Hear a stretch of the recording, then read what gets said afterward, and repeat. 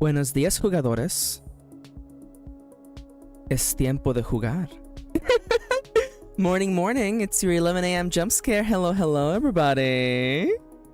Let's turn off this electronic dance music for a second. Boop. There we go. How's everybody doing today?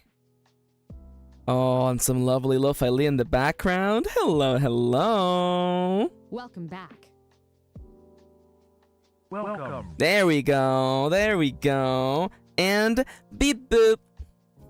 Hello, everybody. The name is Maxi. Pronouns are they, them, and welcome to my show. Yes, this is a creative space for making art and books and games. As you might have already heard from the title of the video and the thumbnail, today I am working on my one-page role-playing game. You may have forgotten, because we completed this goal like a month ago, but on my Itch.io page, on my Ko-fi page, ko-fi.com/mkirin, top left by the way, we had a goal that I would make a one-page RPG, and it just so happens that there is a one-page RPG jam going on right now. So let's make it happen. Hi, Joestar. Welcome. So I originally had so many plans for this week, by the way. Hi, Irina. Welcome. I had so many plans for this week. I was gonna play Pixelmon, which is a Minecraft mod where you can catch Pokemon and stuff. I couldn't get it to work on my computer, and I didn't want to spend like 2 days figuring that out for one stream. Also, I was gonna do a collab with somebody, but things fell through. So you know what? The deadline for this thing is like, it goes on for 26 days. Forget that, let's just make it happen this week. Boom, let's go. So, I am going to be working on a one-page role-playing game that is horror-inspired, where you're being chased by a slasher from a slasher flick. Yeah. By the way, I would like to address the elephant in the room. This is not me. This is the character from the cover, Kira-chan. That's not me. It may look like me, but that is not me. Also, can you believe Nomia? Nomia left a comment earlier. Yeah, so yeah, you're going to be is this exam? No exam today.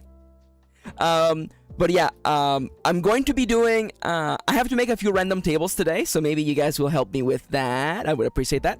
I'm going to be making the cover art literally tomorrow. Layout on Wednesday. I want to do playtesting on Thursday, and on Friday the goddamn thing goes out. Yeah. So I will tell you a little bit more.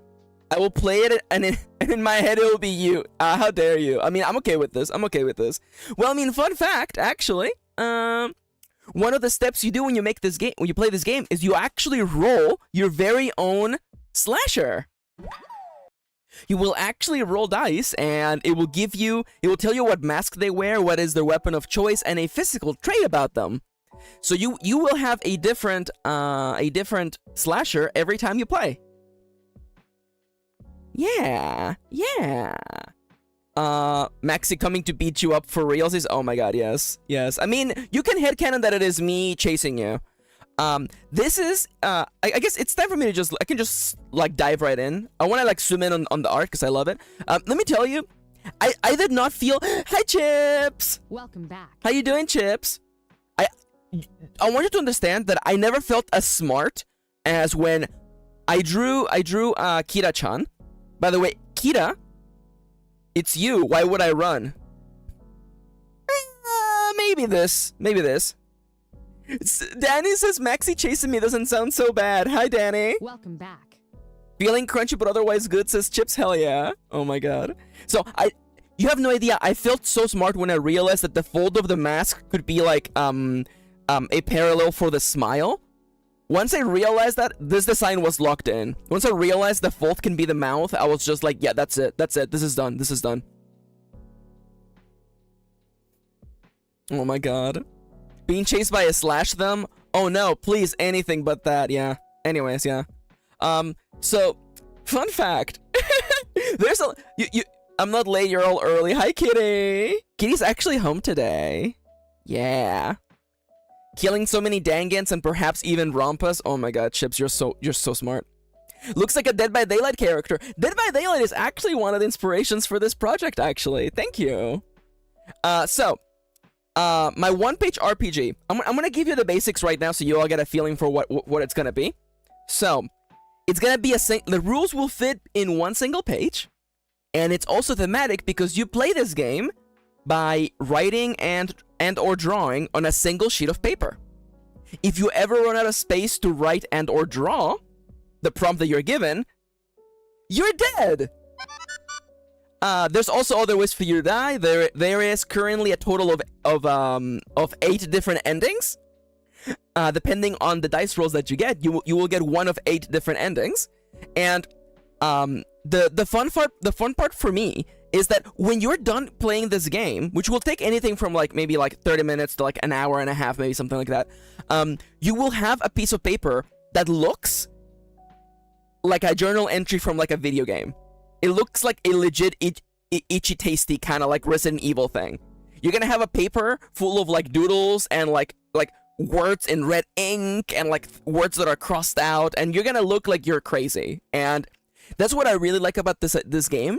The idea that when you're done, you have a physical thing that you made. Hi, Wolfie. Welcome back. Welcome back. So when you're done playing the game, you will have a physical thing that will be a proof of the journey that your character went through. Your character can die. You might actually die. And there are endings. There's an ending where you may or may not actually defeat the killer. There's an ending. How much did you miss? Not much. I'm just giving you the setup for the game.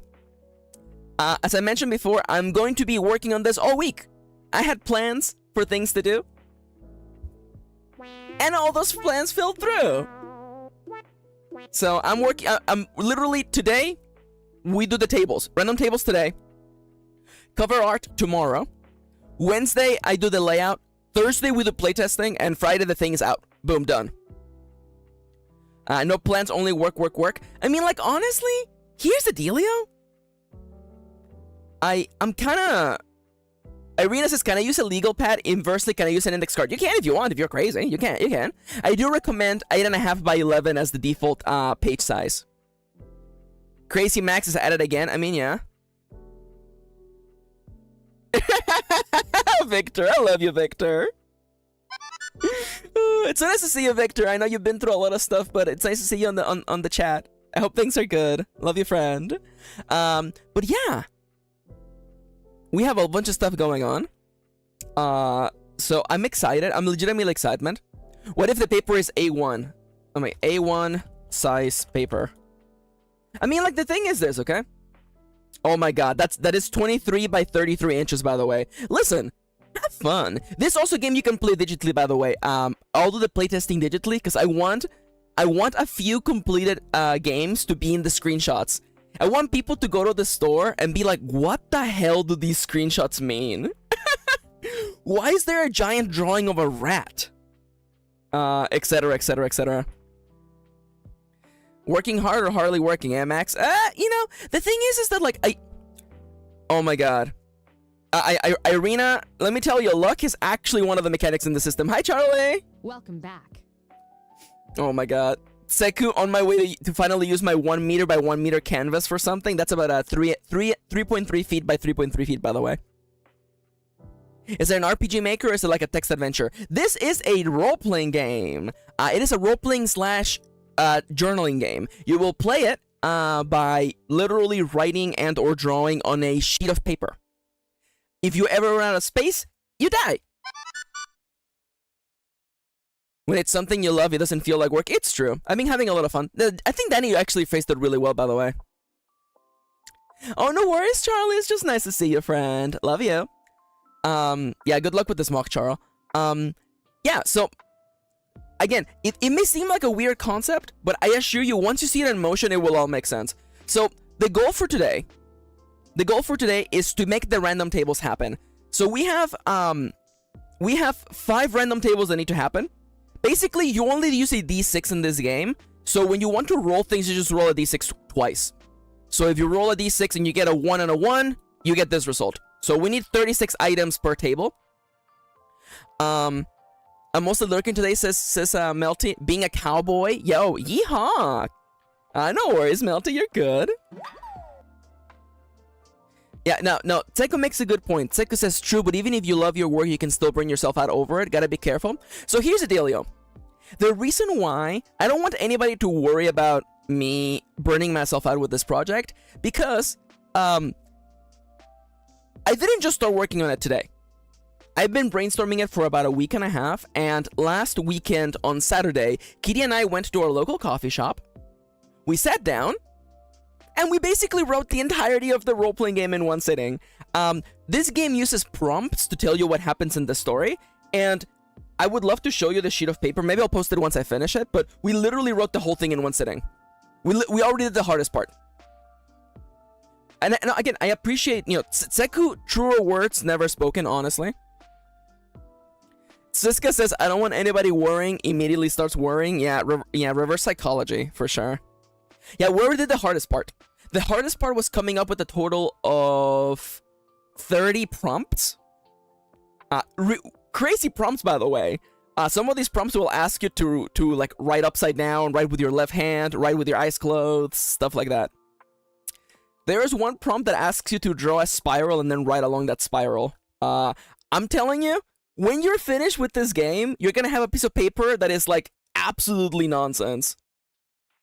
There are prompts that ask you to like cross over words. Yeah. Kitty came up with the spiral one. It was actually really smart. I love it. Yeah, and I'm telling you, there's endings.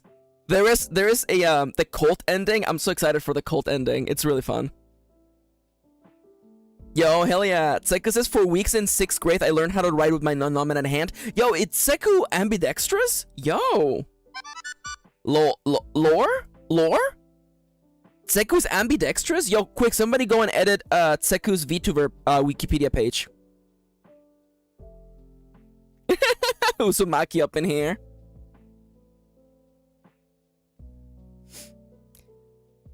Kitty's famously very smart, it's true. Spirals. Anyway, so that's the plan for today. Tomorrow we're gonna work on the art, by the way. This hole was made for me! Yeah! Oh my god. Cult ending? Is it like a waifu ending? Let me tell you, there are many endings. There is no waifu ending in this game.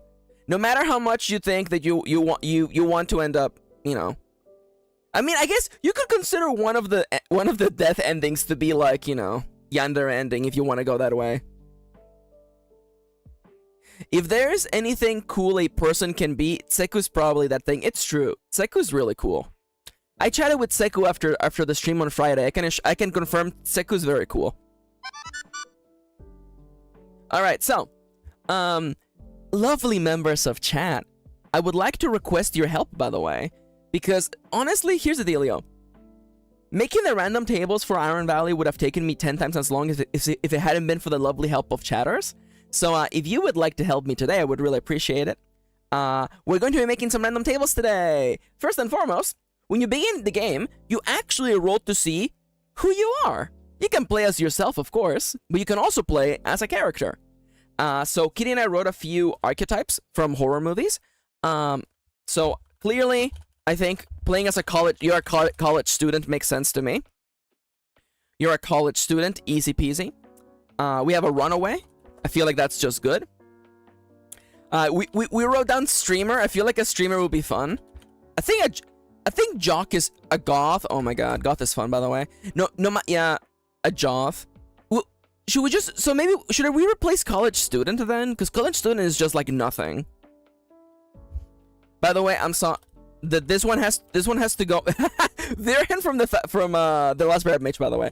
So if we're going by horror archetypes, then yeah, nerd, cheerleader, maybe a cheerleader. I also have. I call for Joth. Okay, listen. Oh, we also have some I also think a detective, a beat cop. Kitty said a retired cop, or in our notes, retired cop, a paramedic, a journalist for sure. Okay, now this one's just funny. I like it. A horror writer. That one's just funny. A ridiculously competent person. Oh my god, main character. A camp counselor. You can have Max in your game. Oh my god, how dare you? Psychiatrist. If I spell that correctly. I also wrote down on here, we have a few like mystic jobs, like a psychic. Ooh, an artist. The airhead. Oh my god, yeah. I feel like we need a better word for airhead. Yeah, you can play as Ronnie. Well, we have journalist already. Thank you though. Oh, I put down nun/monk. I like the idea of playing as a nun. A klutz. I kind of like playing as a klutz actually. Although I'm not sure if that's evocative. I'll think about it. Am I the airhead? No, you're the camp counselor. Oh, exorcist. Oh, that's just funny. Exorcist. Clumsy? Maybe. Now I'm sorry. I'm putting that. This is just a nice archetype to have, honestly. A conspiracy theorist. Conspiracy theorist. The trans person who's seen all the horror movies. Oh my god. Prepper? Doomsday prepper? I'm not sure. Would the archetype be more like bimbo, himbo, theybo? Maybe. But my only issue is that, like, I'm not sure. Oh, a freaking cashier. Grocery clerk / cashier. My only thing is, like, imagine you're playing this game for the first time and you get, like, bimbo, himbo, thembo. Like, what does that tell you, you know? Like, I'm not sure if that's, like, evocative for the player. Couple who's going to do stuff. Yeah, that's fair.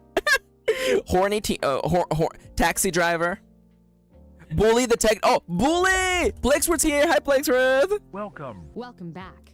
Oh, preacher is really good, actually. I kind of like clown, actually. We already have detective. Thank you. Archetype horny. Oh my god. Okay, I feel like. Okay, hear me out. Okay. We put the. We'll get to this list in a second. By the way. What kind of archetype is Riddick from Pitch Black? Oh my god. A bald. He's bald? Social media celebrity? I was actually thinking influencer. Oh my god. You got an entire plague in here, it's true. Clown, y'all really want to play as me? Should we be clown / comedian or just clown? I don't know. Clown. My only issue is that it's not inherently... I don't know, I'm not sure. Bald. Retired horror... Oh, actor! Actor / actress. I'll just put actor. Actor. Vlog the serial killer chasing Nitihi influencer. Oh my god. Clown, so you can be the Joker. Oh my god. How dare you. I love the idea that, like, you're a clown being chased by a serial killer. I feel like that's actually kind of funny. I kind of like that.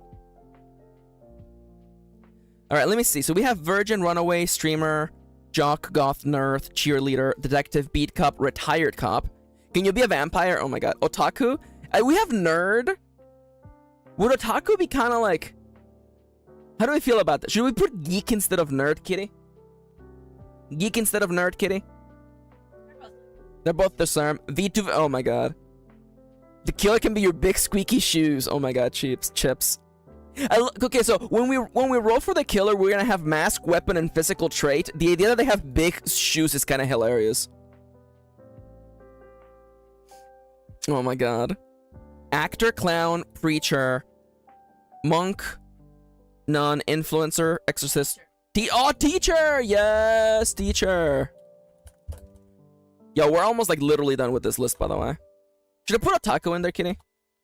Should I put gamer? Yeah, streamer. Builder, maybe? Repair technician? Older person who builds things and doesn't get these jungers. Should I put a retiree? Oh, what about... Oh, it should be escort. Oh my god. Siska, amazing. Escort is so on the money. Ghost hunter. Oh yes, Chips, you madman. GN. Urban explorer, person who does parkour. Oh my god, I'm thinking. Should it be like a parent? Parent? No, not okay. Widow, parent. Hearing Kitty in the background. Oh, can you hear Kitty? Kitty, scream. Hi. Kitty, scream, scream, Hello, scream. hello. There you go. Nurse. We have EM. I guess we could do nurse actually, because we have like a paramedic, which is not really the same. Hitchhiker. Oh, I love hitchhiker. People are saying hi to Kitty. That's so cute.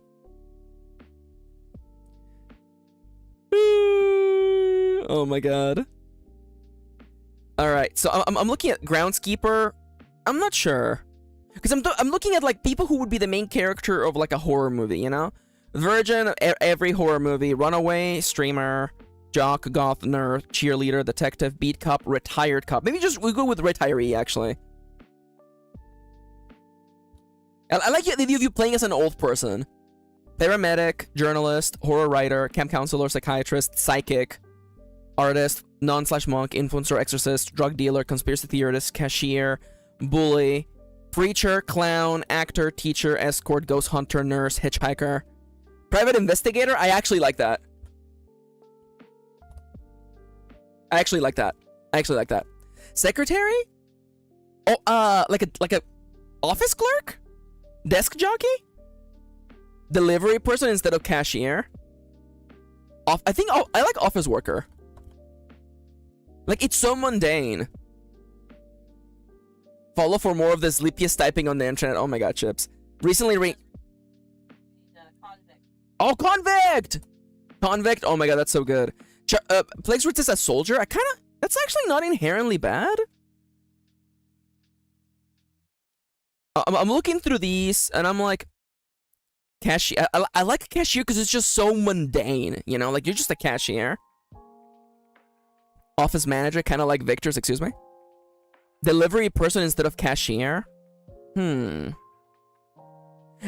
Soldier? My only issue with soldier is that soldier would make you someone who is apt at actually being able to fight the killer, which is not exactly, because you know, could have both, maybe. Pizza guy? Oh, I kind of like pizza delivery person. Oh my god. Delivery person. You just work for Amazon? Delivery driver? Taxi driver? Someone said this earlier, by the way. Taxi driver? Martial artist who's also rich and has a fear of bats, please. That sounds familiar. I wonder where I've heard that. Plaguesford says they're thinking of characters who would show up in the zombie apocalypse. Babe, instead of retiree, put retiree in the traits. Oh, that's actually so good. That is so good. Retired. Okay, so I hate to just frame it like this. I guess disabled would be more of like a trait actually. Disabled. Recently released from mental ward. Recently escaped prison actually. So in that case, convict shouldn't be in the archetypes then. Because anybody could have recently escaped prison. No, but convict is also like okay. Felon. Like, okay. You've been released, you haven't escaped. Okay. Former felon? No? Convict? Convict slash felon? Yeah. I am in a mental war. Oh my god. Oh, you know, we should actually have like a rich person actually. Yeah. What's the name for someone who's rich? Rich kid? A socialite. Oh my god, Kitty. Oh, politician actually? Okay, so politician heir? Because now I'm thinking, because like part of the thing about a horror movie is that the people who are getting chased by the Victor says food. Eat the rich, huh? Victor really did say eat the rich. Aristocrat. Because I'm thinking like people in horror movies usually they want you to feel like they deserve it. So that's why I'm like, yeah, like a bully deserves it, a politician deserves it, a socialite deserves it. Maybe, yeah, I think we can put nerd in archetype. Well, in that case, should we put like bully in archetype?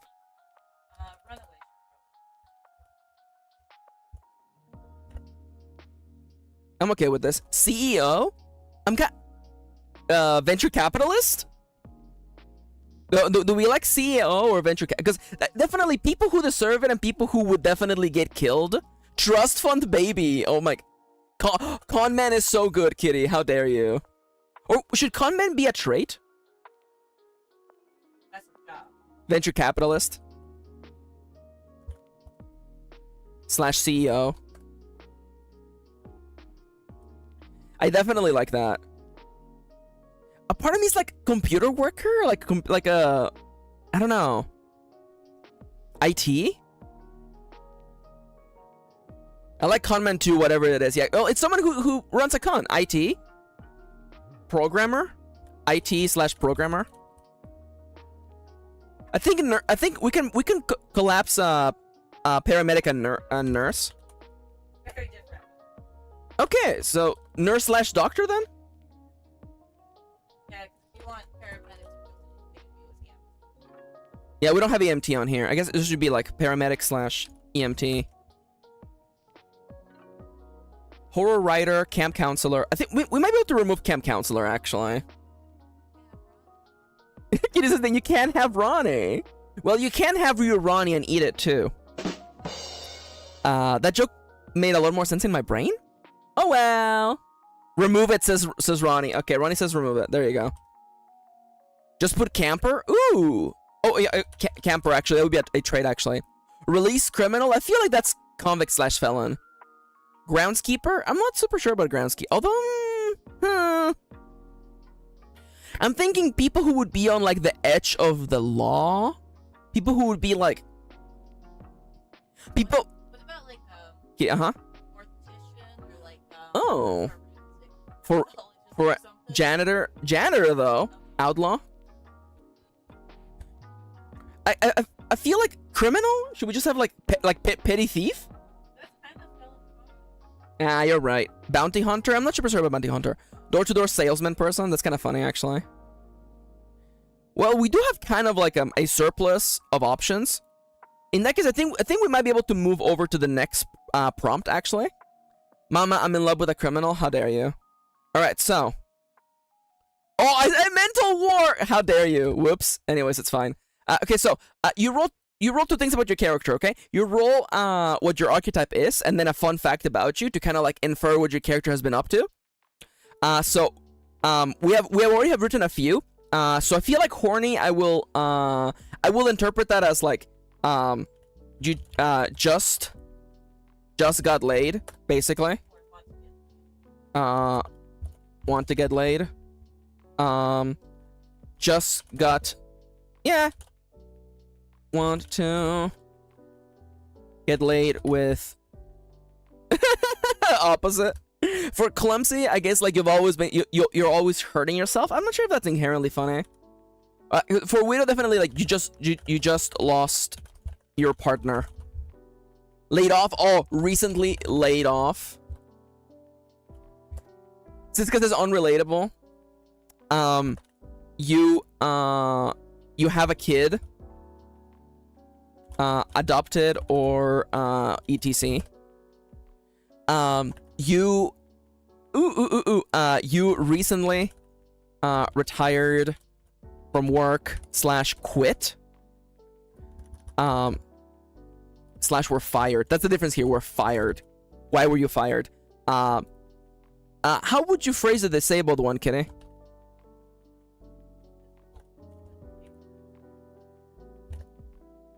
You were recently released from a mental facility. You recently escaped police custody. Custody. You are obsessed. Don't mind me being unable to spell, by the way. Obsessed with horror movies.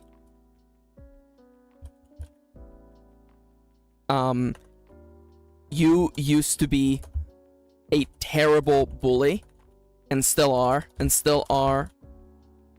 for the most part. Obsessed with Vtubers? Huh, what would that be like? You recently ran away from home. You were camping out in the wilderness. All right, you recently won the lottery. That was inherently interesting. All right, what are other fun facts that would make a character more interesting in a horror setting? It still says I don't know how to make clumsy fun. Yeah. These aren't lining up. No, they're not lining up. Oh. Let me just hide this actually. So what's a fun fact? So I'm looking for a oh my god. I'm here for real now. Hell yeah. Oh, hi Charlie. Welcome back. Welcome back. So for the fun facts, I'm looking for story hooks that make your character inherently more interesting. So for instance, let's say that you roll that you're actually a detective and you recently got laid off or were fired, and that gives you a chance to be like, your first prompt is to actually introduce yourself like you would in a diary. And you're like, you could be like, for that specific example, you could be like, I was so close to catching the killer, but the commissioner kicked me out, and now and I'm still obsessed with her or whatever. We probably don't want to involve drug use. I don't know why, but my mind is there. I mean, like, listen. You recently got out of rehab. I was just making a joke with getting laid, maybe for clumsy. Just you miss clues or self-stop by mistake. Oh my god, yeah, your ex recently went missing. I like that actually.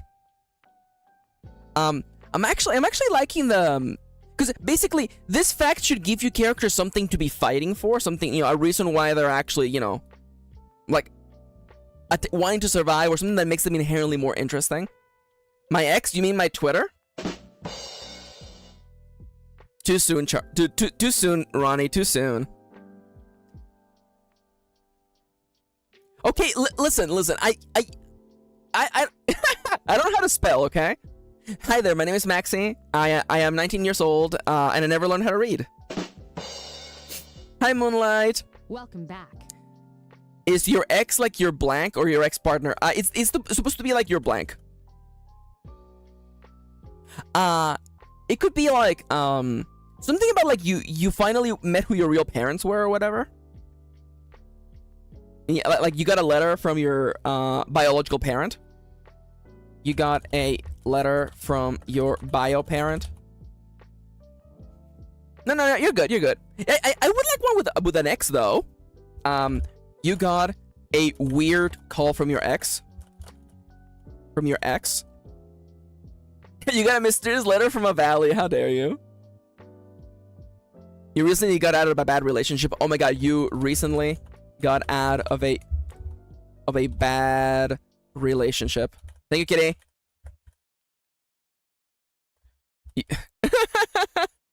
My ex-wife still misses me, but her aim is getting better. Oh my god, how dare you, Moonlight?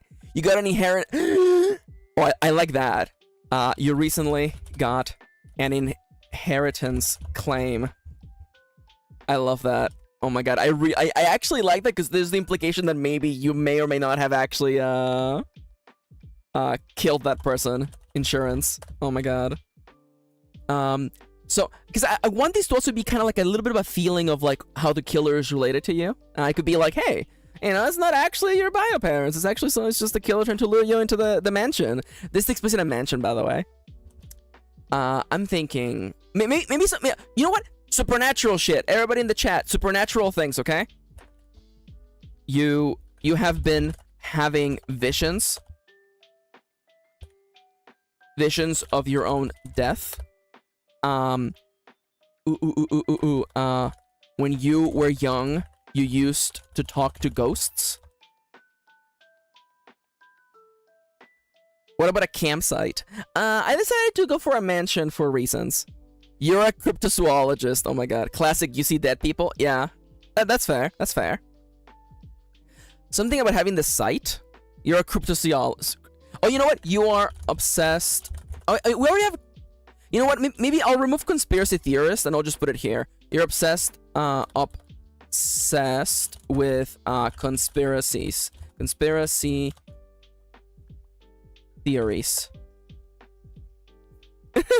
You found the book at the library. Yeah, what was in the book? You're allergic to the sun. You're a vampire. I'm actually thinking, what if we remove... We could remove influencer and have it be like a trait? Maybe? I don't know if Kitty likes that. I would say Okay, remove streamer. You inherit... Ooh! You inherited a strange artifact item. I'm also thinking about the streamer. I like the idea of like you've been documenting your life. I don't know, something about like you document your life. You put you like.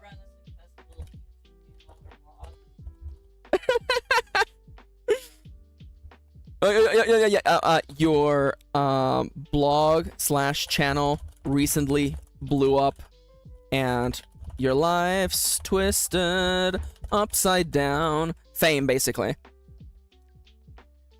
Are you thinking something like 13 ghosts for the mansion? It's been a long time since I've thought about 13 ghosts. Maybe. I would need to like. Am I gonna rewatch 13 Ghosts? I think. Yeah, oh my god. Also, hi Raspberry, how you doing today? Welcome back. Hello. Oh my god, yo, Raspberry completely destroyed me. I'm gonna hide the screen for a second. I need to show you all this, by the way. The Raspberry completely destroyed me, by the way. Look at this! It's so cute! It's so cute. This is the revenge. This is the revenge on me drawing a Dottie. Oh my god, it's a little animated Tamagotchi Maxi. I love it! Oh my god. It's so cute, I love it! I saw it this morning and I was dying! Thank you, Raspberry! It's so lovely. It really is so cute. Excellent. Yes! Oh my god. Double revenge? Is it time for more revenge? We'll see. Anywho, yeah, I wanted to show this. Thank you, Raspberry. I know you won't be here for long, but I wanted to just give you a big shout out. Now you're a Digimon. It's true. I've always been a Digimon. Alright, where were we? The art is so cute. It is. Alright, so where were we? Wait. You know what? You are secretly an informant? A criminal informant?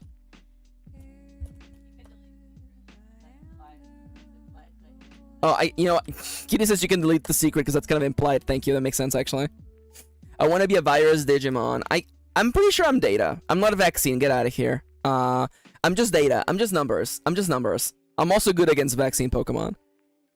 Oh, Raspberry says, no problem. So glad you like it. I had so much fun drawing it. Thank you. Hell yeah. Criminal informant. Something about like you are famous. No, you know what? You recently fell out of favor in the public eye. Is there a weakness category? Not so much. I just want to give you a couple things for your character. Also, some of these are inherent weaknesses, I think. Alright, that's the break timer, by the way. Also, wow, look, the number gets so big when you can actually play the game for realsies. Alright, so everybody, if you, oh no, public opinion hated. Yes, I love that.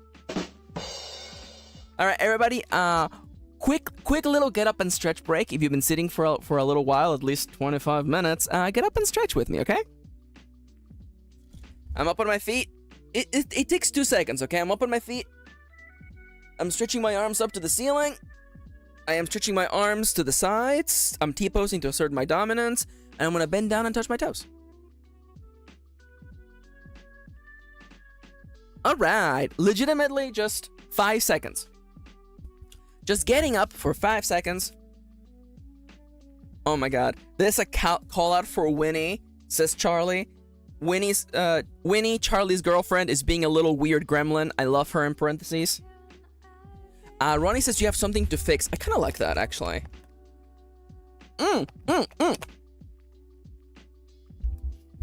I got it.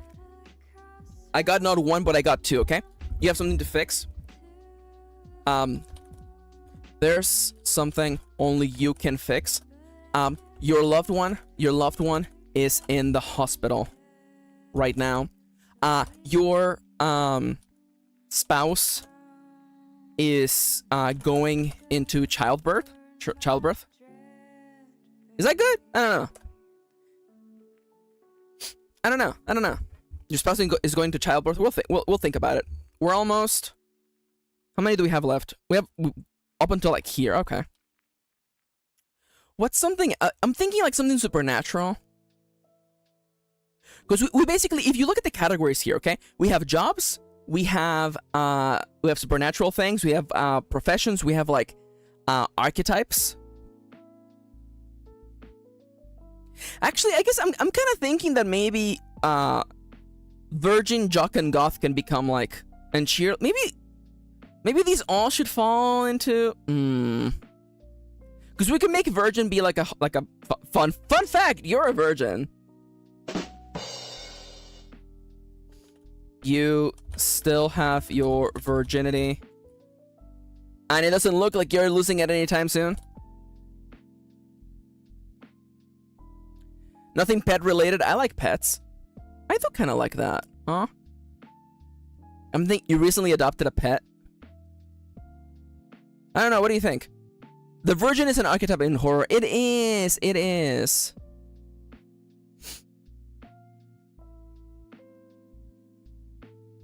I'm gonna think about these. Okay, I'm gonna think about these. What else? Do you have alphabet dice? I don't have alphabet dice. I've got many types of dice. Listen, I got a die that has all the zodiac symbols. I got a die for making a dungeon. I got a yes or no die. Typically, the virgin is shown as like pure girl. I think. Yeah, it's true. Let me think. You know what? Actually, you witnessed a murder when you were young. Am I a D&D player? I've played D&D in the past. I love role-playing games. I've played D&D in the past. I've also played Dark Heresy. I've played Fate Accelerated. The Dresden Files role-playing game, which was actually Fate. I'm also a big fan of the good old Ironsworn Starforged. ECD6 is also really good. You're house sitting for a relative.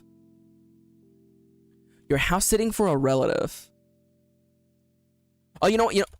Okay, I feel like Runaway and you've moved into you moved into a new town for a new start to have a different vibe to them.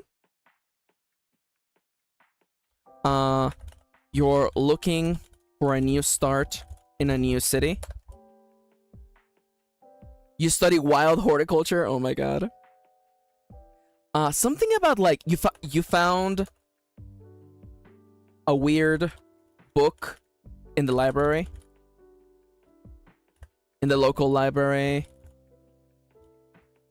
What else? I'm thinking like profession stuffs.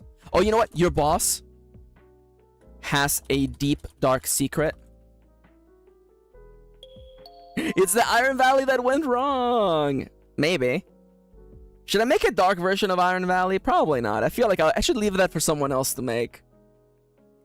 I say as though I'm not literally making a game about a serial killer chasing you. Rust Valley? Rust Mountain? Ooh, you know what? Actually, oh my god. Your art has been torturing you. You're a horror author now. Gotta embrace the new brand. This is fair. I wish it could be like, nah, it's just a face. I say I'm already brainstorming my next horror book, so I guess I might be a horror author. You just cut your bangs poorly. Oh my god, Irina. Let's look over these. So we have like, you just got recently laid off, very related, you lost your partner, real horror. Oh my god. Physical disability / you just got out of the hospital. Just out of the hospital.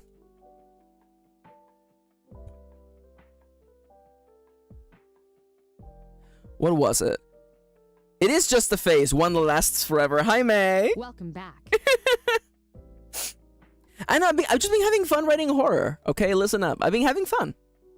Okay, what is something else? Like a fun fact that would make your character more interesting. Relating to horror.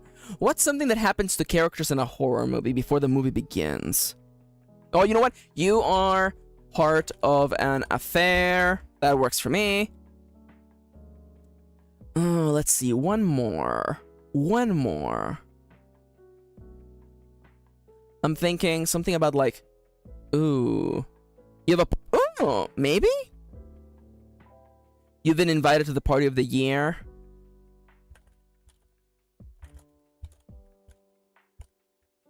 Oh, you, effed up. And you cannot show your face in town ever again.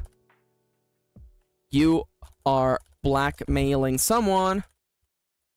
Or being blackmailed yourself. It can be ball, like it can be college party. That makes sense, yeah. You have weaker ankles than the average person. There's a strange letter in your mailbox prompt yet? Death of a relative? I think we have, like, you recently lost, like, your partner. I think Charlie is not wrong. It is a little bit close, but maybe I can twist their flavor. We'll come back to these later, since seeing as who we kind of just got enough for now. Let's move over to the fun ones for today, by the way. So, when you play this game, you get to create your very own slasher by rolling some dice. Your slasher is made out of three components, okay? Their weapon, their mask, and a physical trait. So, for instance, for the Maxi that shows up in the thumbnail, or rather it's Kira-chan, it is a surgical mask. It's a knife and revealing outfit. So, people in the chat, let's begin with masks. I believe a cartoon character mask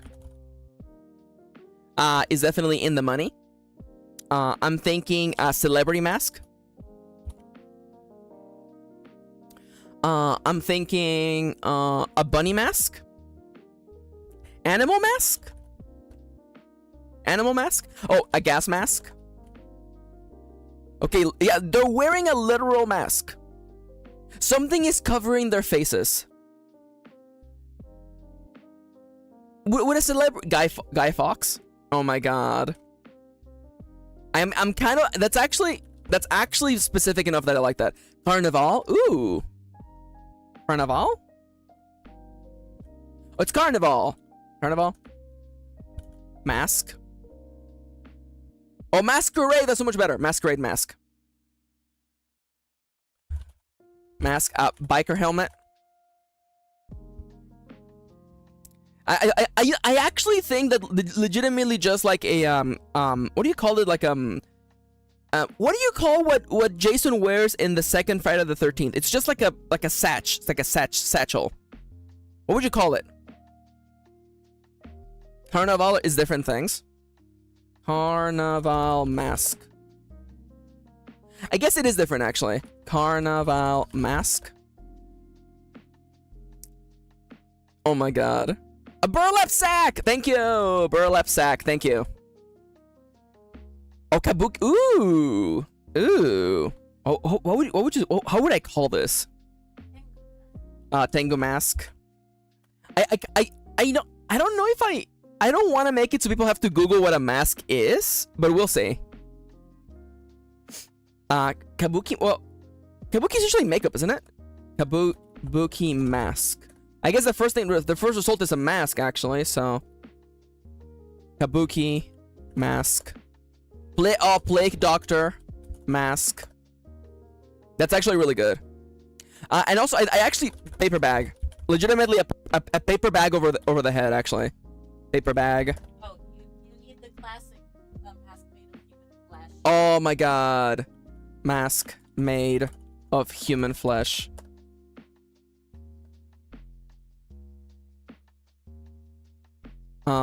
Skull/skeleton. A face mask. I have surgical mask. Knight helmet thingy. Like a knight's helmet. Oh, it's a face mask with... Okay, no, listen now. No, aviator shades. Aviator shades. We did gas mask, yeah. Theater mask? Theater mask. I guess if I look up a theater mask, it does come up with that. So let's go with a theater mask. It's I mean, like, I'm okay with like a dinosaur mask. I'm kind of okay with that, actually. What else? What? A mask just made of hair? What the fuck, Max? We're about halfway. Okay, so a part of me is like, oh, like, are we like? Yes, Kitty. Why would the fans of the office mask be like half an hour? Yeah, I think so. Or rubber face. Oh my god. Hey, wouldn't that just be like a celebrity mask, actually? Oh, what do you call those anime heads? I think that they're actually Anime face mask. It's gonna get. It gave me something. What are they called? Mascot head. Oh, I love mascot head, by the way, Irina. That's really good. Devil mask. Devil horns. Animal horns. Oh, hollowed out TV. Oh, I do love that. Oh my god, hollowed out TV. Hollowed out TV / monitor. I actually love that. What do you? Oh, it's an Animegao Kigurumi. Animegao Kigurumi. These are messed up, by the way. These masks are like. These masks put me in a bad place, by the way. These masks put me in a bad place, by the way. These masks put me in a bad place. Do we have special name? Oh, you mean they have a special name? I guess it's... Should you just call it anime mask? Oh, sorry, never mind. What are those disguises set called? The one with the funny glasses, nose, and facial hair? Oh! We do in fact have a TV head. Gak glasses? A pillowcase? Oh my god. Should I just call it an anime mask? Because I feel like if I say Animegao Kigurumi, people are just gonna have to look it up. Gak glasses, they might be a little bit too funny. Gak glasses. What if I say glasses with mustache and nose? Groucho Marx? You already have cartoon mask. Well, cartoon character and anime, they're different vibes. They're different vibes. Oh my god. What should I just have like funny glasses? It's like the 8-bit glasses. Groucho Marx? Groucho Marx. I mean, it literally... Wait, mask? There is a... You know what? I could just put Groucho Marx. I love the idea that you get Groucho Marx and then like revealing outfit, by the way. Like a big old pair of you know what's, and it's just like a big nose and mustache. VR, I kind of love VR. I love VR headset, by the way. This is a big pair of balls. God damn it, Kitty. Oh, Pantyhose is so on the money. Pantyhose is on the money. Thank you, Arena. Yeah, we're almost there. What are we missing? Should we have like animal horns? Like this person just has like... Because we have animal mask. Should we have animal head? Wait, let me look up the characters from Hotline Miami. Hotline Miami characters. Because I feel like these guys could be like characters from the goddamn... Yeah, like these look like they could be killers in the game, by the way. These guys look like they could be killers in the game, by the way. Oh, a plush head. Interesting. Wait, I did get animal mascot head, by the way.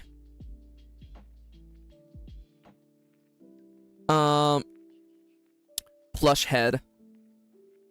Plushy head? What else? Oh, there's a list of the masks. That's interesting. These are a like military helmet? Military mask? Combat mask? Balaclava?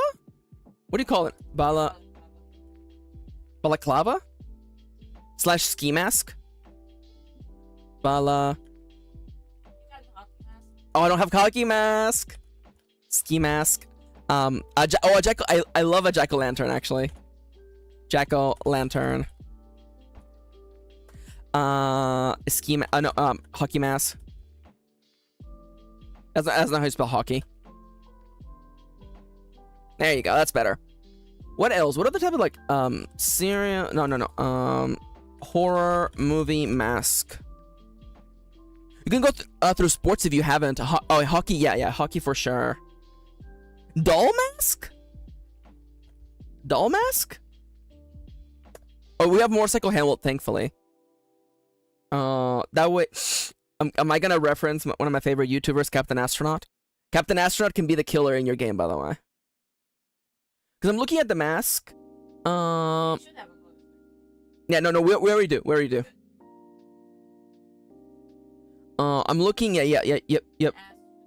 No, astronaut helmet. I'm not sure. Cardboard. Be like that one episode of Doctor Who. Do we do cardboard mask? I love the idea that it's just a piece of cardboard. I'm actually okay with that. Oh, bandages? Bandages? Oh yeah, Irina and I are on the same wavelength, by the way. Oh, eye patch? Yeah, okay, I'm okay with that. Oh, alien mask for sure. Oh, I'm thinking. Oh, we didn't do devil actually. Devil is not on here. Devil mask.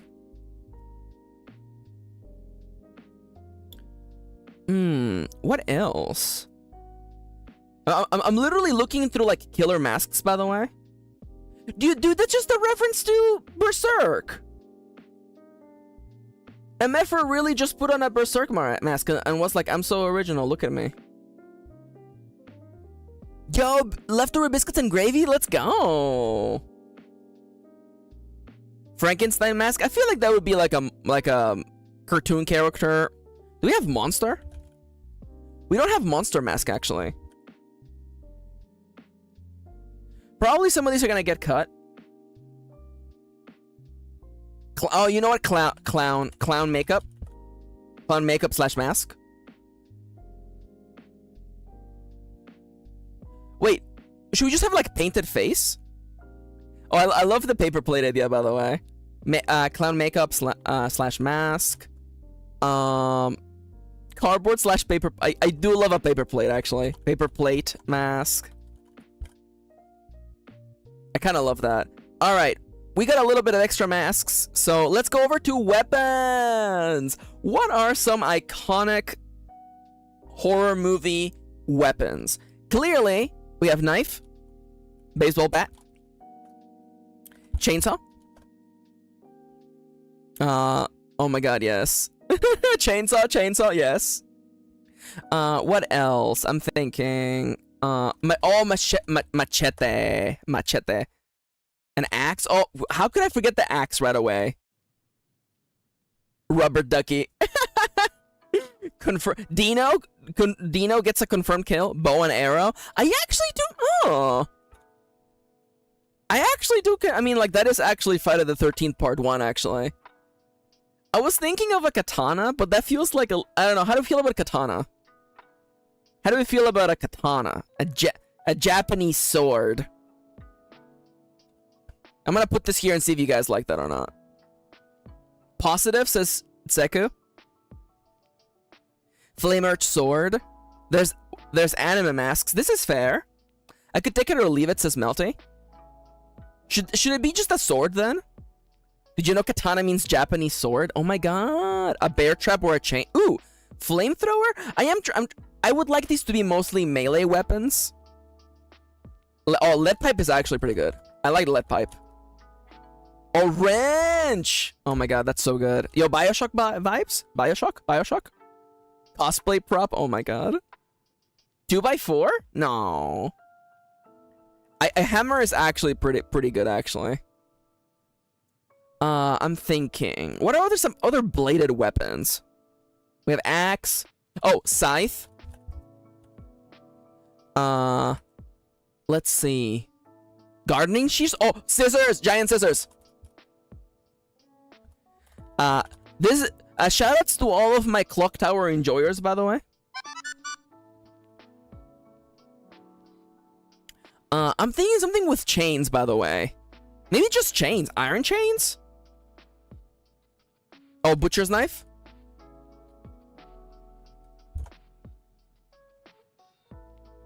Bike chain. Oh, it's a cleaver! Yeah, yeah. So clever, Charlie. A cleaver. Clever. Gotta go have lunch. No worries, Moonlight. See you in a bit. Take care. So long, Bowser. You know what? Let's open up no. Horror movie weapons. Claws? Oh, hi Jerry. Kusarigama. Kusarigama. Notorious Japanese weapon, by the way. Iron skillet. Oh, a trident? I'm not sure about a trident. Oh, you know what? Hook and chain. Hook and chain. Okay, hook and chain is actually on the money. I'm looking at it. Oh, should we do rope and noose? A pitchfork is on the money. Pitchfork is on the money. We have baseball bat, by the way. Here comes the killer with the metal chair. I actually kind of like they did a metal chair, actually. Bear. Folding chair. I kind of love that. I kind of love that, actually. I'm sorry. I'm looking at this list of weapons, and one of them is like piece of corn. Excuse me. I have machete. A chain. We have chainsaw. Thank you, though. A spike of some sort. Is spiked. Should we do like a mail? Like a mace? A shovel is really good, actually. A palette knife? I'm not sure about palette knife. I'm not gonna lie. Oh, it should be a saw. Bone saw? Bone saw? Scalpel? Oh, a scalpel is really good. Which reminds me, by the way, needle. No, surgical needle. No, is it surgical needle? What do you call it? Surgical. No, I'm thinking of a syringe.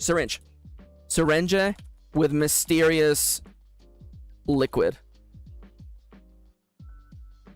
This is the most terrifying of them all, by the way. The killer running at you with a freaking syringe of mysterious liquid. Escapula's in there. Is here.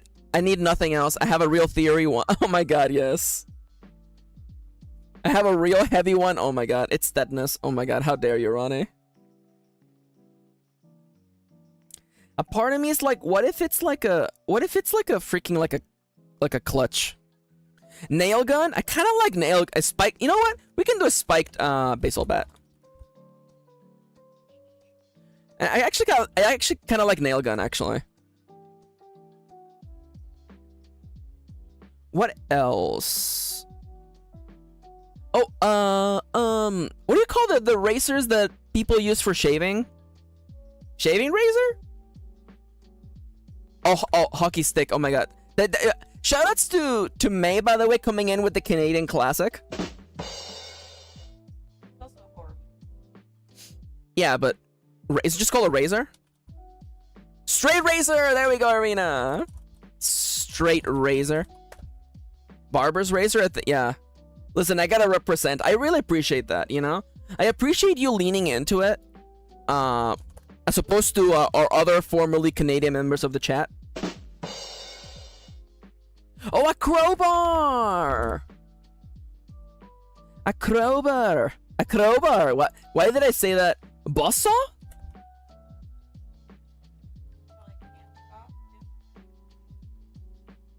I feel like those are like in the same field. Oh no, we already got. I got a hacksaw before, by the way. A bass. I kind of do like it being a guitar, actually.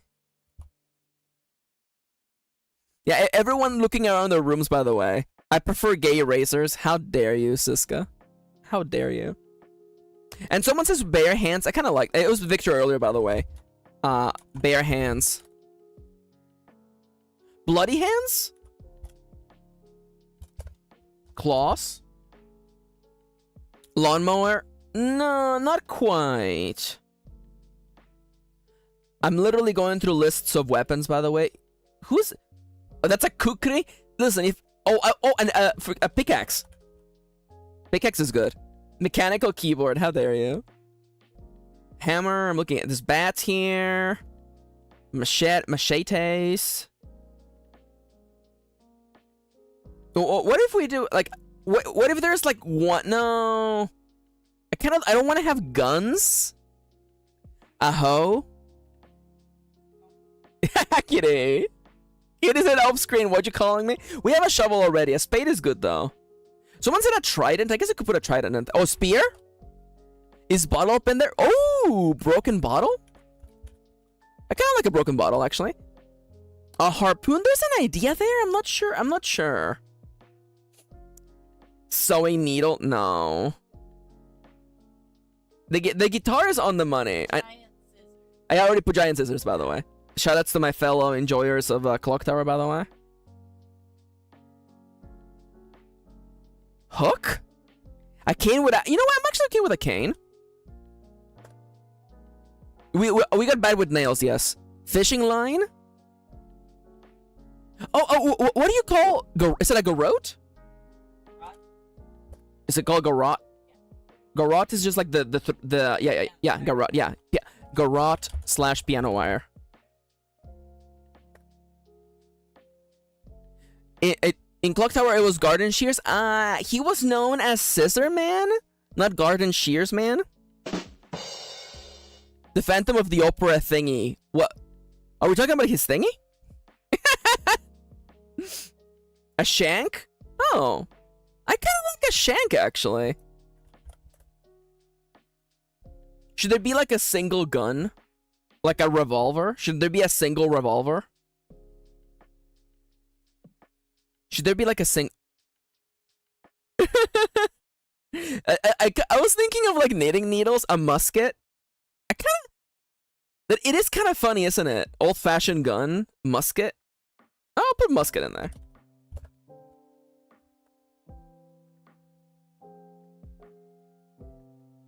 What else? I feel like that might be it. Kitty, anything else comes to mind, Kitty? Nothing else you can think of. That's fine. Knitting needles, OMG. Okay, let me look at knitting needles and see if I can... Knitting needles. Horror. Nah. Oh, wait. Does he really, in Halloween Ends, Michael Myers is a goddamn knitting needles? Damn. Yeah, that's not gonna work. Sorry, I closed that tab and he brought me back to Animegao Kigurumi's and I'm fucking cursed again. Those masks are not my vibe, I'm sorry. A boomerang? Now, I'll wait for Nomiya to come on and see if they're okay with that. I like that you have an old-fashioned gun because it's not, well, it's not melee, it takes a while to prep and stuff like that. Yeah, for sure. May said earlier, the idea of the killer dragging around a full-sized cannon feels too funny for legitimate consideration. You're not wrong. Screwdriver is fun. Screwdriver. Oh, ice pick. And that feels good enough for me. So, oh, I didn't put trident in here. Trident. I'll put a mace in there. I'll put a morning star. I'll put a flail. Oh, that's also the same thing. Flail. Any other classic D&D weapons that should go in here?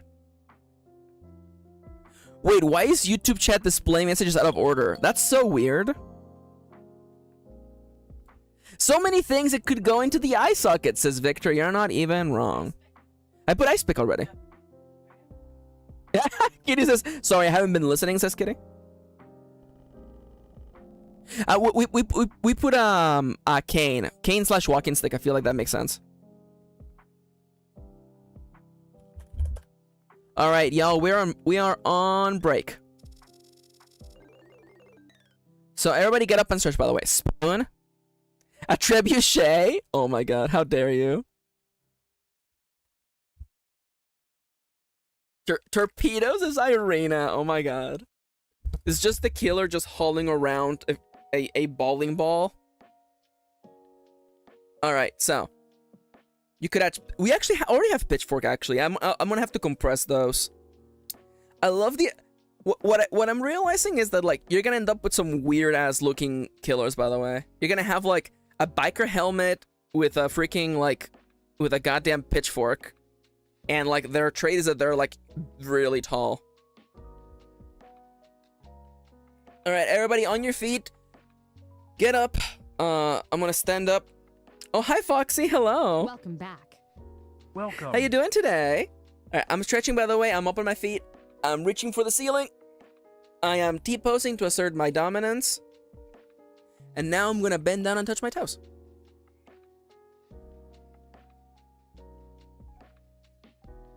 All right. And now the face tracking is now no longer broken. Hello. So today we are working together, designing my next spooky role-playing game. The next list of stuffs we need to sort out. I need a list of physical features, things that make the killer stand out physically. For instance, for the thumbnail, definitely we're going with a revealing outfit as the particular trait. I'm thinking, yo, Sid is gonna go see Barbie? Hell yeah! Thank you for coming, Sid. Have a lovely, lovely day. Bye-bye. Bye-bye. So long, Bowser. Oh, hi, Timber. Welcome back. How you doing today? I am working yet. It's too late for work. Oh my god. Long gloves. Okay.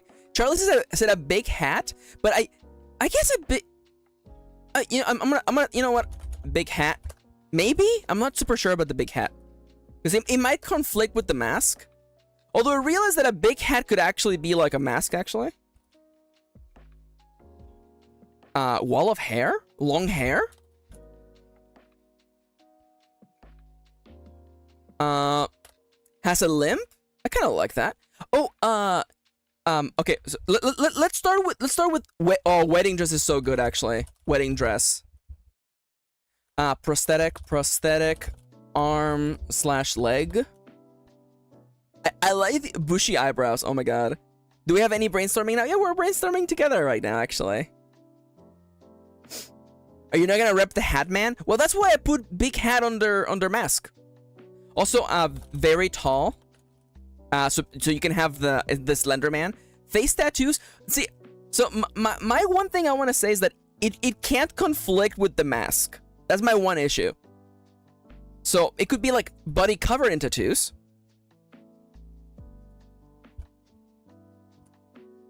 And that works better.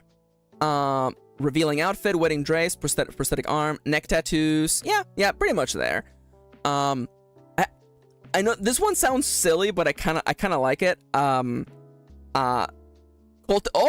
Ooh, cultish robes. I like the idea of them. Like, how do we feel about one of their legs is inside a bear trap? How do we feel about that? Kitty laughed. I don't know if that works. Victor says mascot head, piano wire, wedding dress, best combo. Yeah, pretty much. Listen, one color outfit. Ooh. I'm thinking a physical feat. Well, you know what? Like muscular. Like big ol' muscular. Short of stature. Has horns. Oh, I kind of like that, actually. Super spooky. I kind of like that, actually. Oh, burnt skin. Oh, absolutely. Yeah. Covered in scars. Has horns. Has horns. Yeah. I feel like that's definitely a physical feature for sure. How do you feel about glowing eyes? No worries, Siska says good night, folks. The mind is willing, but the body is a giant pillow. Go sleep, friend. Go get lots of rest, Siska. I love you, friend. Remember. You're beautiful. Bye-bye. So long, Bowser. I actually, yeah. So May's not actually wrong, actually. Like lab wear. I mean, we do have surgical mask, actually. Big, like something a bit. Oh my god, Foxy. Unreasonably long hair. Okay, you know what? I'm actually okay with that. Very long hair. I actually kind of like that. I'm thinking patient gown. Ooh. Although I do have to say that I'm thinking more of like physical features that are like not so much like clothing. Although I do actually like patient gown. Actually, that's actually not. I might have to move these around, but we'll see. Okay. I like the idea. What if the killer is like dragging around like what do you call those things where like the liquid goes into What do you call those things in the hospital? Thingy that holds the blood bag. What do you call those? An IV? Yo, what does Iron Valley have to do with this?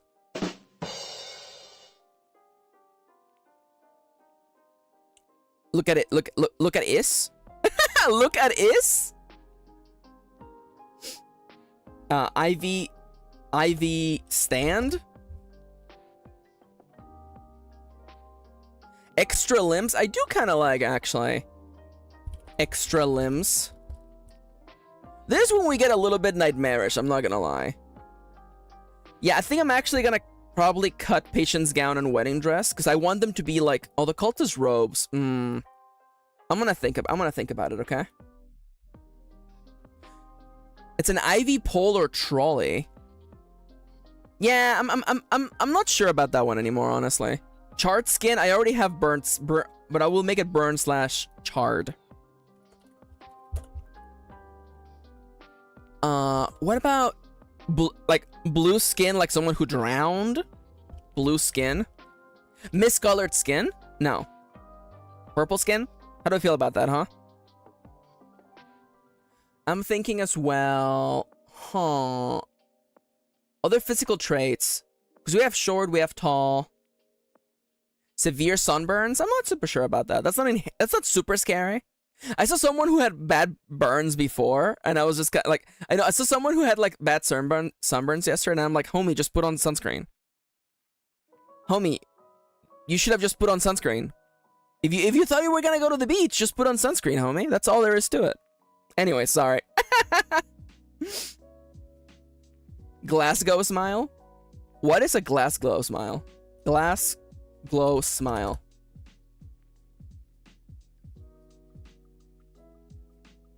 Oh, interesting. Ooh. Oh, visible veins all over body. Like that Joker, baby.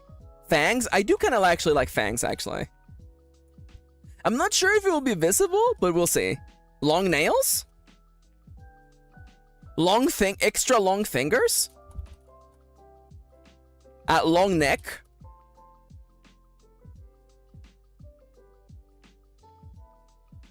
This is trying to decide if birthmarks can be spooky enough. So May makes a point here. I do worry that if we stick to a person's unchangeable physical features, we're going to run into issues of potential insensitivity. Could be overthinking. I recognize that. I do think that maybe. Yeah. Oh, actually, you know what? No facial features. You're right. No facial features. Yeah.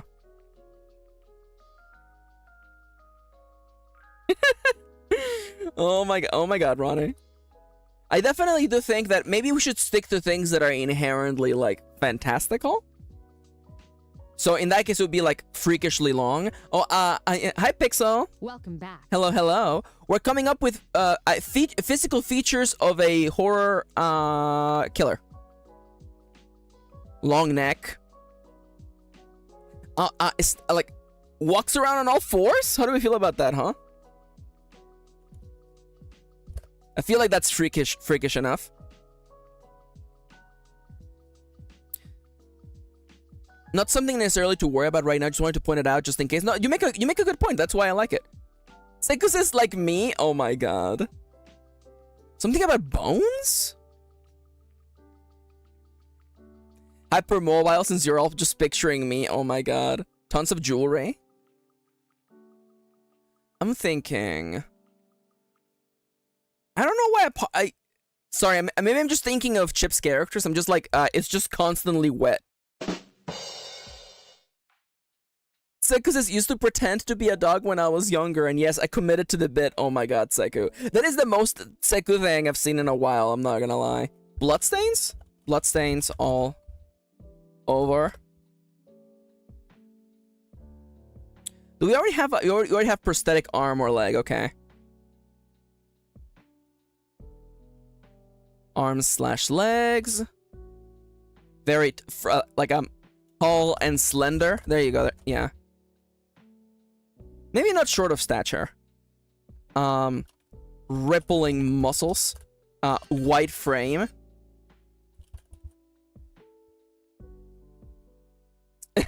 Somebody constantly trailing seawater is kind of concerning.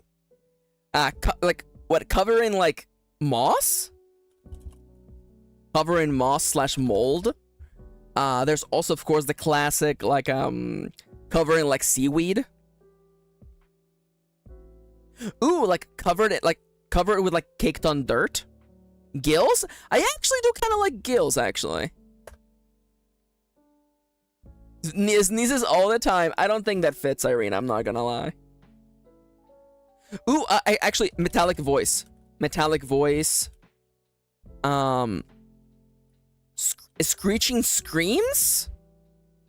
Screeching screams.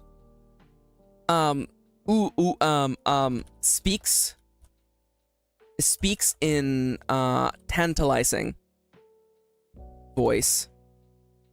Is it just visual things? It could. I mean, like evil laugh. I'm gonna assume these all have evil laughs. I'm not gonna lie. Do we have flesh running away? I do. I'm kind of okay with that actually. Rotting flesh. I'm going back to the evil laughter actually. You know what? Actually, high pitched cackle. That to me is enough of like they're like, you know, constantly laughing. Well, my only issue, Irina says, what about a brand on the forehead? Depending on the mask, you may not be able to see the forehead. So maybe like a brand, glowing brand on the body. Glowing brand on body. I'm thinking, oh, what about like shackles? How do you feel about shackles, by the way? Shackles? Broken shackles?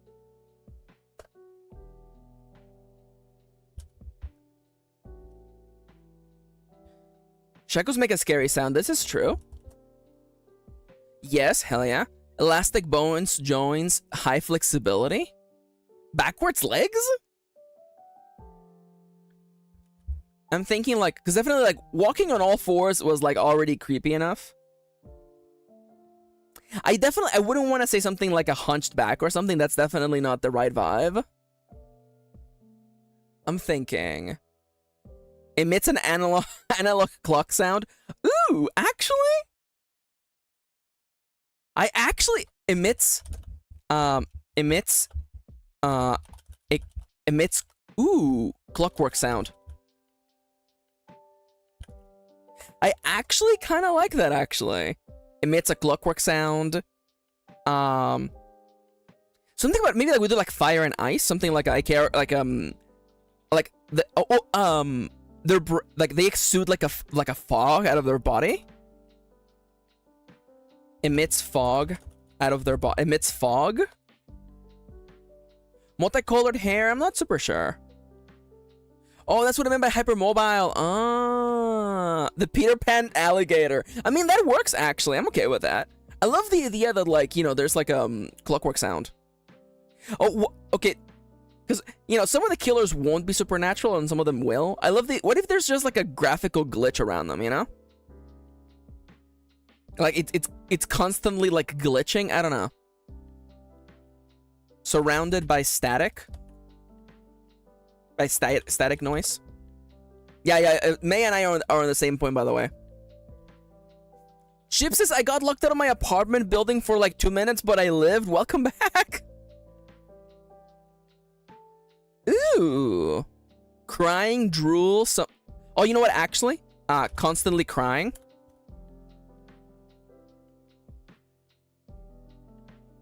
I love constantly crying, by the way. For sure. Constantly crying is so on the money. Reminds me of the siren from Left 4 Dead. What did I say? The siren? I meant the witch. May says, constantly crying sounds like me. I'm fine. I'm just an emotional person. We love you, May. Constantly crying.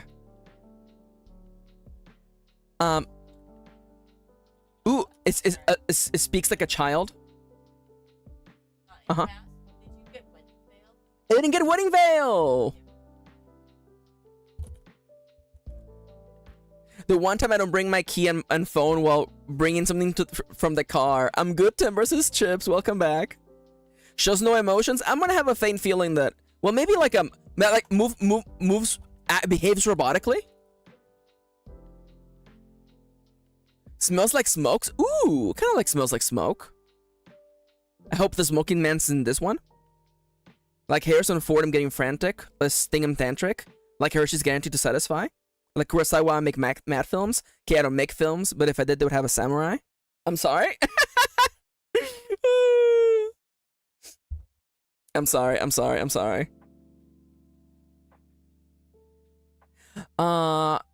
Music box, like a music box is hanging from their like a music box hanging from their neck. I don't know. I'm thinking, what else would be behaves robotically? I kind of like that. Moves like a robot? No. Oh, makes animal sounds? I do kind of like, yeah, like the temperature goes down. Carries a harmonica. Is constantly listening to Bob Dylan. Like one of those musical pocket watch things, yeah. Like, what are things like, I'm thinking. Oh, you know what? Kitty, what would you describe the mask that Pyramid Head wears? Because, like, there should be, like, an option to have Pyramid Head as your enemy, but I don't know what you would call that. Metal mask? Metal mask?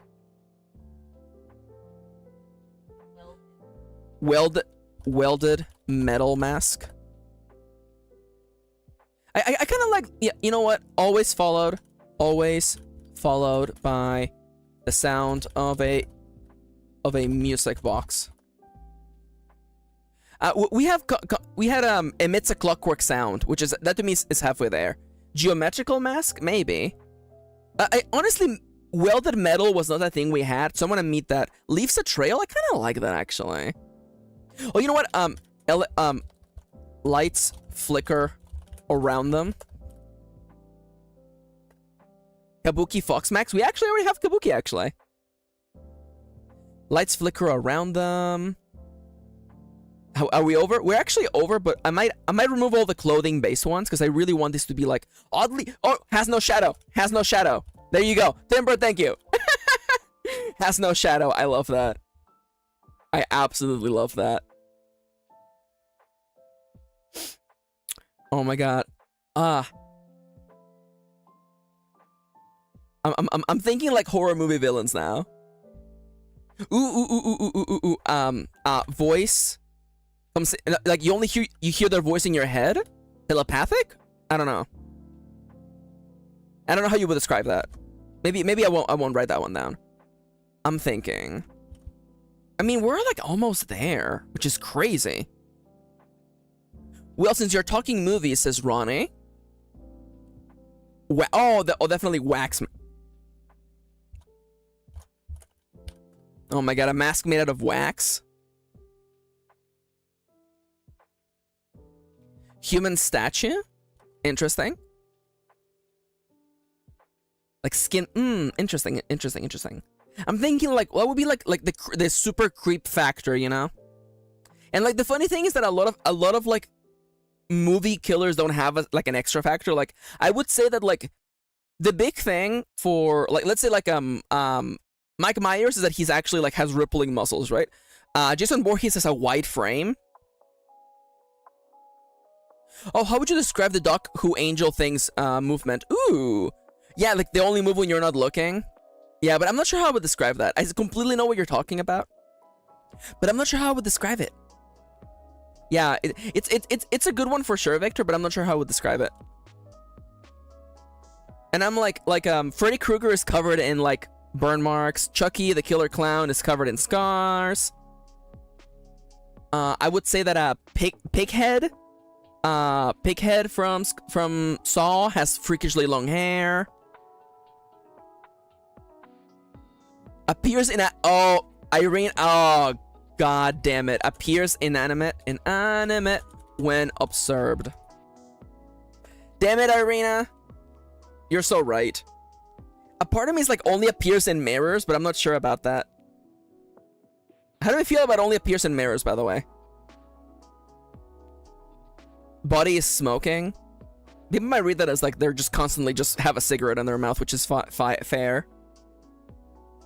I love appears inanimate when absurd, by the way. Thank you very much. Terrible fear of mine. Oh my god, I hate that.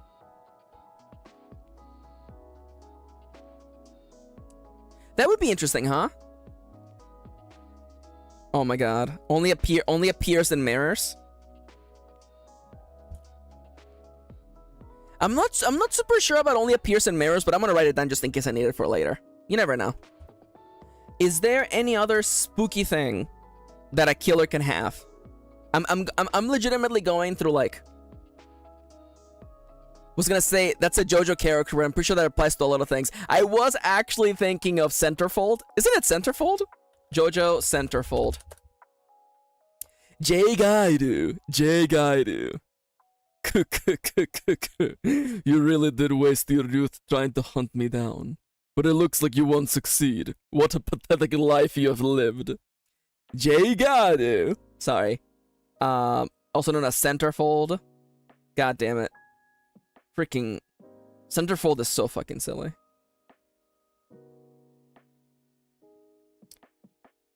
Sorry, I'm in the freaking JoJo wiki now, by the way. I'm just looking at J-Gaidu, by the way. Yeah, the stand is hangman, but the centerfold is the user in the English versions. Yeah, that makes sense. Checks out. Oh, you know what? Smoldering hair / body. What did I do, Ronnie? Ronnie says, "Oh, Maxi." All right. Look at Doro characters. Okay. Doro characters. Lots of good inspo. Let's go. Hit me. Oh, this is good inspo. Yo, this is good inspo. Look at these weirdos. These all could show up in the game. These all could show up in the game, actually. Look at this Vegeta looking MFR, by the way. I like Victor and Danny being like, yo, Dodohedoro is really good. I love these weirdos. They are a bunch of weirdos. Look at this Plaguesworth coded character, by the way. Look at this Plaguesworth coded character, by the way. Kaiman? It's me, Kaiman. That's what his voice sounds like, by the way. Yo, excuse me? Mommy? I mean mommy? I'm sorry. I mean mommy. Sorry, mommy. I mean mommy. Sorry, mommy. You were saying, Kitty? I wasn't looking at the screen, but I knew that was the big lady. Yeah, it's the big lady. Yeah. My love, says Danny. Yeah. Listen, I know Danny's type, and it's big buff mummy. That's Danny's type. I know it. I mean, because we have like white frame and rippling muscles. You can have your very own buff mummy if you do rippling muscles and a fem. So let me just break out the dice roller, by the way. Dice roller, just dice roller. All right, so let's roll a killer real quick to get a feeling for things. So 5, 4. The killer is wearing a balaclava or a ski mask.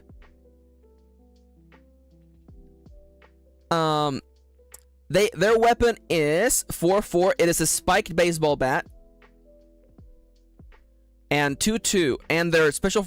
And they have a wide frame. He's just a big wide boy. Just a big wide boy with a balaclava and a spiked bat. Okay. Let's do that again. 4/5. The Groucho Marx mask. 5/4. They have a guitar. And their trait is 2/2 once again, which is a wide frame. Give it to me again. 4/6. They do screeching screams. I can imagine. Holy crap, I love that. Let's see. 6/4. They're wearing an eye patch. Their weapon is a chainsaw. And their special trait is 6/1. They emit fog. I like that. I like that. Just enough to give you an idea. So, fun fact. So when you play this game, you first roll your character using the previous table. And you get like, like a kind of archetype for you and then something that's been happening to you recently, right? Then the first step is that you introduce yourself in your journal page as though you would in a diary. So you're like, hello, I'm blank and blank, and recently I've been dealing with this problem, blah, blah, blah, blah, blah, blah, blah, blah. Then the next step is that you flip the paper upside down, and on the top of the upside down page, you describe the villain as though you saw them in a nightmare. That's literally the setup. And that's the setup. Yeah, being chased by a musician, yeah. Again, I love the multitude of options is kind of incredible. 2-6. They're wearing a kabuki mask. Kabuki mask. Their weapon is a hacksaw. And their trait is extra long fingers. Oh god. Oh god. Absolutely wretched. Absolutely wretched. Yeah, there you go. White serenading Groucho Marx can't harm you. Oh, he plans to harm you. There is 8 endings in this game, and let me tell you, most of them don't end up with you having a good time. There might be only like one good ending in the game. Alright, holy crap, we made a lot of progress. I'm almost wondering if I should like finalize the tables? Probably not. Probably not. I'm not supposed to show you that yet. That's a secret. That is a secret. Kitty, can I ask you for a favor, Kitty? I need to use the bathroom. Would you mind entertaining the audience while I use the bathroom? Okay. Yo, everybody! I will hold the killer's hand. You can't stop me. Oh my god. Chips is like, you know what? I can fix them. Anyways, Kitty is going to literally take over for like 2 minutes while I go to the bathroom, while I go piss girl GN. So everybody get ready. Kitty's gonna insert their hand up my puppet bottom, and they're gonna move me around like a puppet. Why are you staring at me? You do this all the time. Anyways, love you. Mwah. I love you.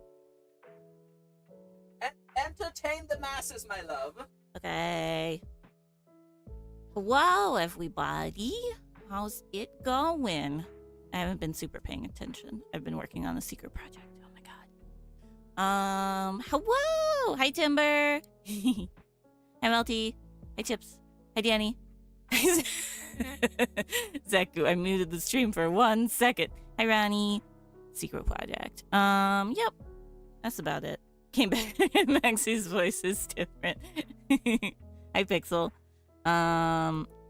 Whoa, don't press that button. That re-rolls everything. Talk to me about 13 Sentinels. Oh my god, it's such a good fucking game. Holy shit. I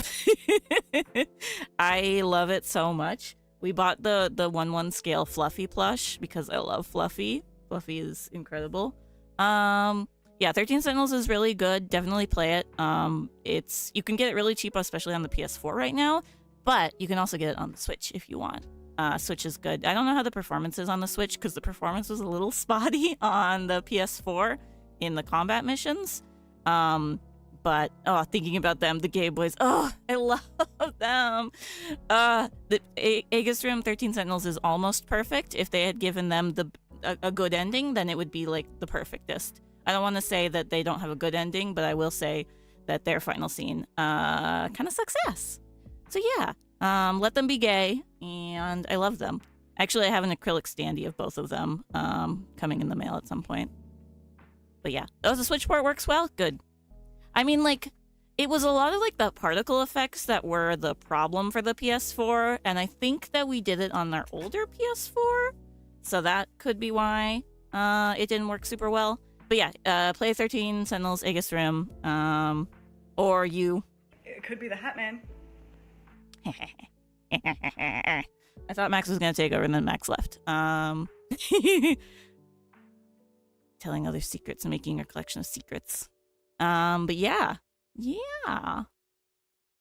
What else? I'm taking the next couple days off to try to clean around the house while my dad's gone. He's gone camping. We did get them saying they loved each other, kind of. It's the kind of that's killing me. Hi, Igor. Maxi is somewhere, so I'm taking over. Oh my god, Melty, I'm the same way. I'm the best secret keeper because I forget everything people tell me. I don't have a great memory, but, you know, it works. It works. It even works. But yeah, thank you, Lord Peace.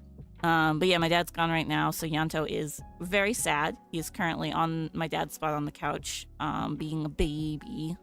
Being a little baby. We have brains that work sometimes. And truer words have never been spoken before, Melty. Those are the truest of words.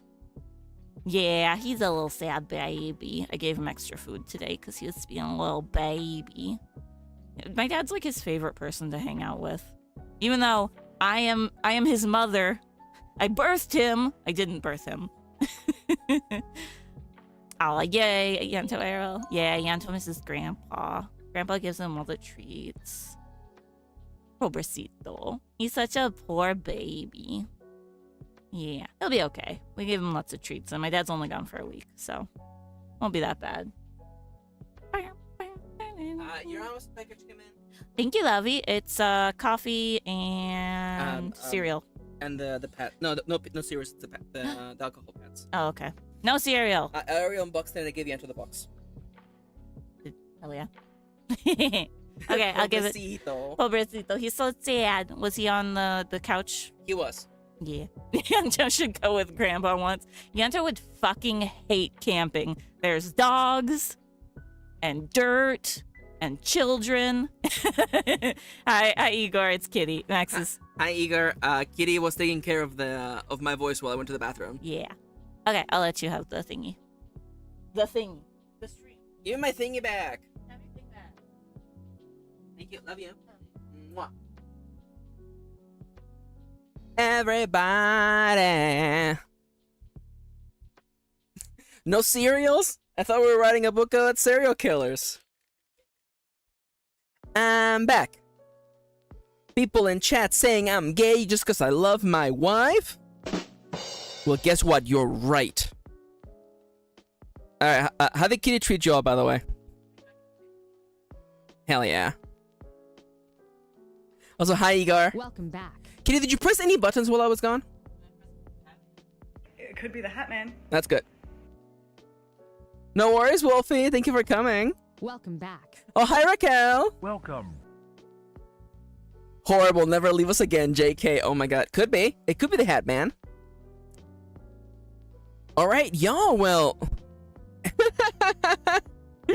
we did kind of did everything I wanted to do today already. I'm kind of shook.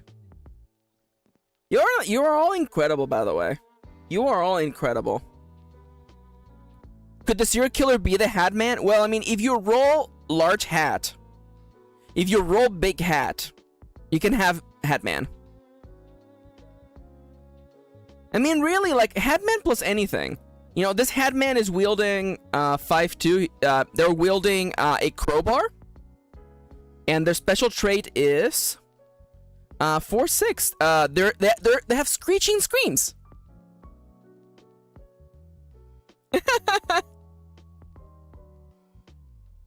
Rolls big hat. Could be the Hat Man. It could be the Hat Man. Oh my god, yeah. No, I have to, like, I have to clarify that Timber is Timber Wolfie. Wolfie the furry gamer is Wolfie. That's the way we're differentiating between the two of you. It's the only way. Kitty, what the hell do I do now? We took care of everything I wanted to do. Do I start writing? I don't know. I could start transcribing the rules. I don't know. What do you think? Yeah, I don't know if I want to transcribe the chart on stream. I don't know. I was not expecting rules. All right, we're transcribing rules, says Raquel. All right. I was not expecting to be done with things, by the way. I'm kind of shook, by the way. The rules.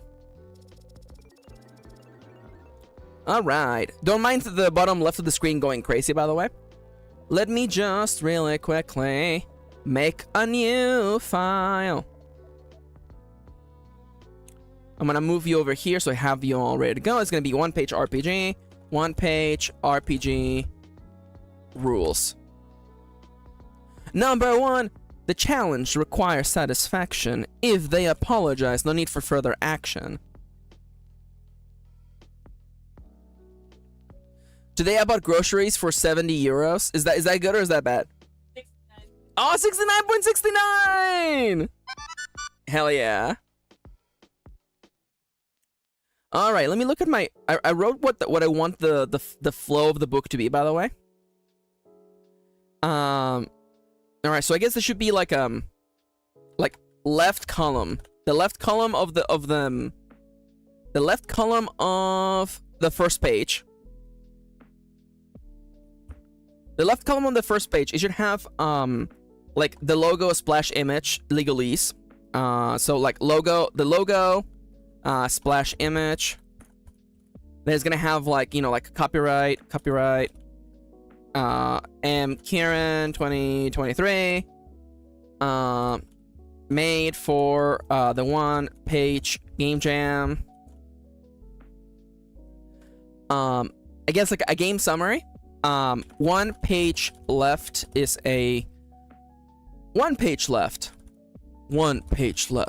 Gonna lay down a bit, says Victor. Haven't had much sleep lately. Have fun, everyone. No worries. Thank you for coming, Victor. Have a lovely rest. So long, Bowser. I thought it was just one page. How is it the left column of first page? Okay, so the first page is gonna be broken into 2 columns. Mostly because I want to keep things like nice and like organized. People do this for one-page RPGs, and I want to make it clear that you are allowed to use the backside of the page, by the way. So, Ronnie asked, by the way, Max, is it supposed to be only one page for instructions or the game? In this case, it's both. The rules for this book, the rules for this game will be in one single sheet of paper, both sides, and you get to play the game on one sheet of paper. Only one side, because I'm mean like that. One page left is a horror survival solo this are so many like hashtags. One page left is a solo journaling role-playing game about surviving. Ooh, the text is way too big.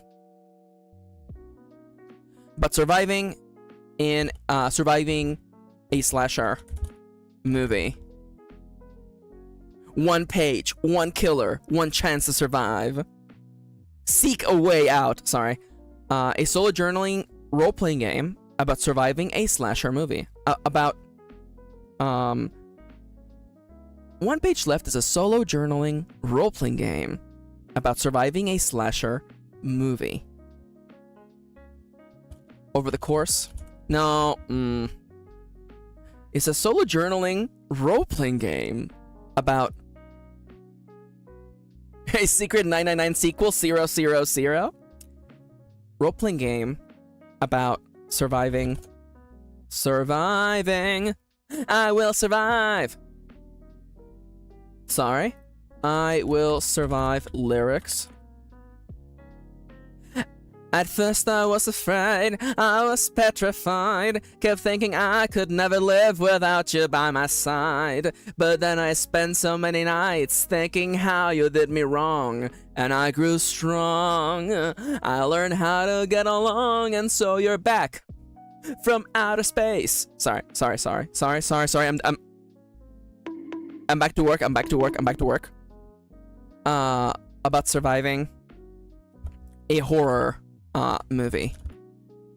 Over the course of the game, you will be given prompts that will have you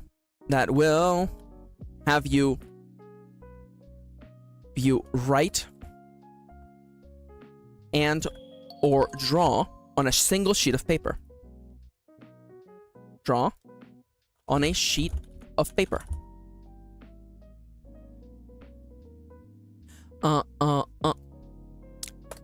If you ever run out of space on the page, you die.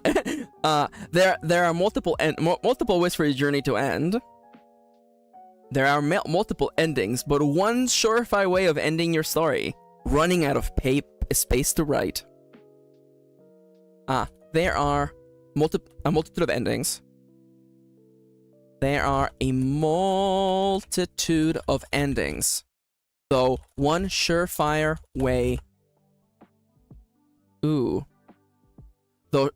there are a multitude of endings. There are a total of 6 special endings and 2. No, there are many ways to meet your doom in this game. Make use of your luck, make use of your good luck, and seek a way out of the mansion. Materials! In order to play this game, you will need the following materials. This rulebook,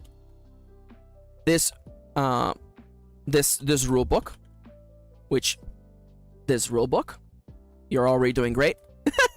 This rulebook, a pen or pencil, a pen, a marker, a pen in black, a pen in black or blue, as well as red, a pen in black, a pen in red, a marker, 1d6, 2d6 recommended, a single 6-sided die, d6. What else do you need to play this game? Am I crazy? I wrote it in the back. I wrote here.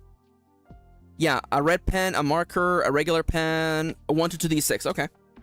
It looks like a sheet of paper. A sheet of paper. 8.5 by 11 recommended. Oh, hi Dale. Welcome back. How you doing today?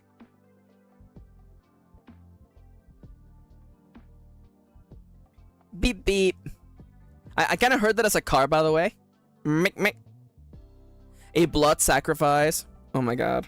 Recommended. All right. What else? Materials and mood. Okay. Bonus materials. I have made. You know what? The right mood. The right mood. Raquel says, I love how popular Iron Valley and One Page Left are. They are very, very, very, very different. Iron Valley you can play forever. One Page Left has a legitimate endpoint. There are 6 endings in this game. 8 endings. And one of them is, if you ever run out of space to be able to complete the prompt accordingly, you die. You just straight up die. And you do a bonus prompt that allows you to draw over whatever you've done before. Materials. The mood. The goal. As you follow the prompts in this game, you will fill a single sheet of paper with writings, drawings, and all kinds of symbols. It will end up looking. Don't expect it to be. No, expect chaos and disorganization or organization. When the game is over, you will have a journal. You will have a piece of paper fitting for a found journal you would encounter in a video game. Itchy, tasty, indeed. That's actually gonna be an image in the background of this part, by the way. Are we living in a material world? Oh my god, how dare you, Tseku? Are we material girls? Cause I'm a material... Okay, I'm sorry. Whatever. It's fine.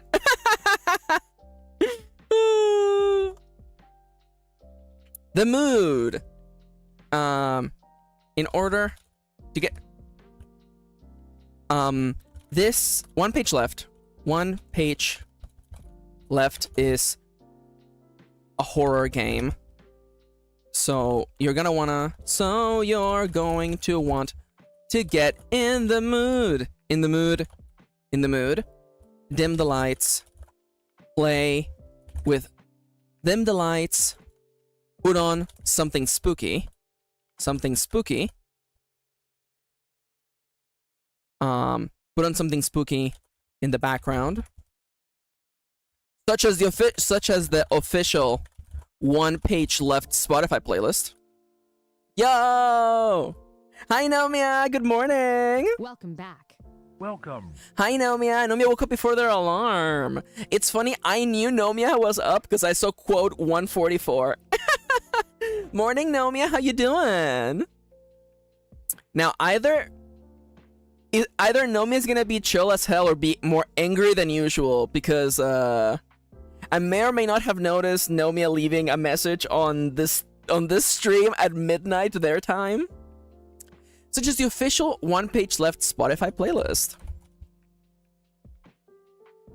I am in fact making a playlist, by the way, full of like nice I am a disaster. Hello. We love you anyway. Oh my god, it's Nomia Vikshi, VTuber Nomia Vikshi. Oh my god. Oh my god, it's my friend, VTuber Nomia Vikshi. One page left is a horror game, so you're gonna want to get in the mood. Dim the lights, put on something spooky in the background. Consider playing at night with just a flashlight. With just a flashlight. Can there be an additional K-pop version of the playlist? Yo, if you make me a horror playlist, I'll put it in there. Nuzlocke next week, maybe next week, Dale. I wanted to do it this week. By the way, okay, there was one moment of chaos earlier this week, and I wanna ease everyone's worries. Okay, I didn't lose the save file for the Nuzlocke. I thought I had lost the save file for like 0.2 seconds, and then I looked through my backups, and I did in fact back up our Nuzlocke. So it's safe. Everyone can breathe a sigh of relief. You may now exhale.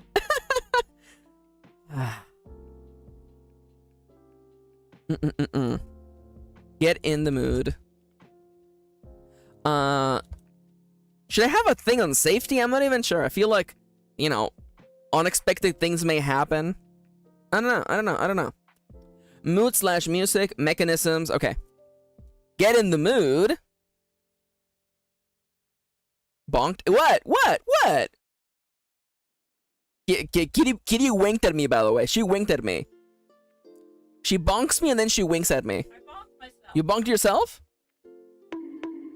I'm bonking everybody. Nobody's safe.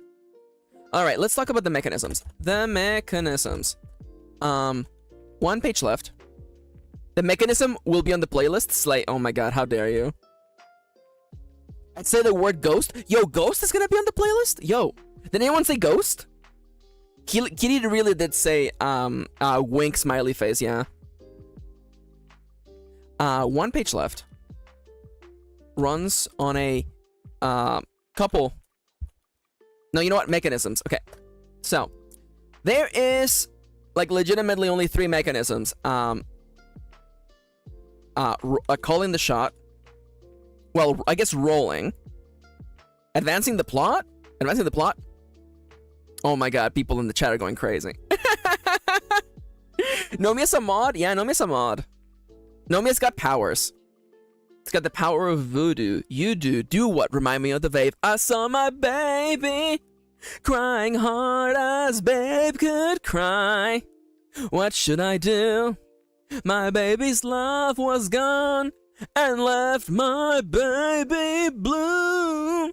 Nobody knew Just what kind of magic spell to use? I'm sorry. That is Labyrinth. I'm sorry. Just David Bowie just lives in my head, okay? Rent free. David Bowie just lives rent free in my head, okay? I'm sorry. I'm still thinking about how David Cage convinced David Bowie to make the soundtrack for Omicron, the Nomad Soul. Yeah, it's true. Nomi became a mod because Kitty fell asleep once. Which is the most Kitty-coded situation of all time, by the way. Also, we trust you. Also, I love you. And I trust you. Yeah. I trust Nomia.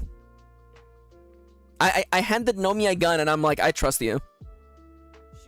Yeah, and then Nomia shoots me away. Yeah, first chance Nomia has, Nomia shoots me. Yeah. And I'm like, OMG. How dare you remind me of Omicron? Yeah. Aw, okay. I think about Omicron a lot. I think about Omicron, the Nomad Soul, a lot. Metalord. Oh, so you trust me? Yeah, I trust you guys. Ronnie is like, yo, Lamau, you trust me? And I'm like, yeah, I trust you punks. Wait, hold up a minute. Sorry, for some reason the wrenches are not showing up in chat. That's why there's like weird spacing in chat. Oh my god. That game was so bad. I mean, David Cage made it. David Cage is a special... He's a special young man. He's not young, he's old as balls. Wait, did you watch the thing I sent you yet? No. I had a really hectic morning. Chip says you still trust me after what happened at SockCon? Yeah, I still trust you, unfortunately. If you mean the on-screen chat, yeah, I mean the on-screen chat. The spacing is all messed up. I don't know why. What? I'm not gonna fix it now. It's too late. I've been streaming for 2 hours. I'm not gonna fix this. Anyways, the mechanisms. We have call the shot. Terror draws near. Okay. Good. I want to be here when you watch it. Oh yeah, that's the thing. I might watch it literally today. We'll see. Okay. The mechanisms are calling the shot. Calling the shot. Before rolling. I actually. Okay. Let me just. This is a part of the book that I'm still like brainstorming. So there you go. The game flow. Roll 1d6. If the number is your if you rolled your lucky number, gain or draw 1 hope. Write down the number you got. Write down the number you got in the margins. Yeah. Oh, that's right. It's called luck. It's called. Thank you, Kitty. Draw 1 luck. We used to call it hope. It was very Dingo Rompers based, but no. Write down the number you got. Reference the fate chart. Do that prompt. There you go. That's it. That is literally the game flow. So, playing the game. Roll 1d6. If you rolled your lucky number, draw 1 luck. Write down the number you got in the margins. Reference the fate chart. Do that prompt. Now, spending luck. OMG, Danganronpa, the TTRPG when? I would love to make that. Oh my god. Who wants to make that with me? Who wants to make the Danganronpa TTRPG with me, by the way? That actually sounds kind of dope, actually. I'm not gonna lie. Spending luck. Using a marker. Cross out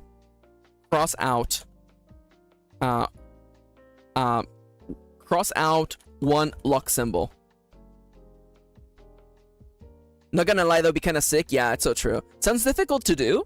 I mean, the question is, what is the difficult part? Is it the sorting out of the story? Maybe. I don't know.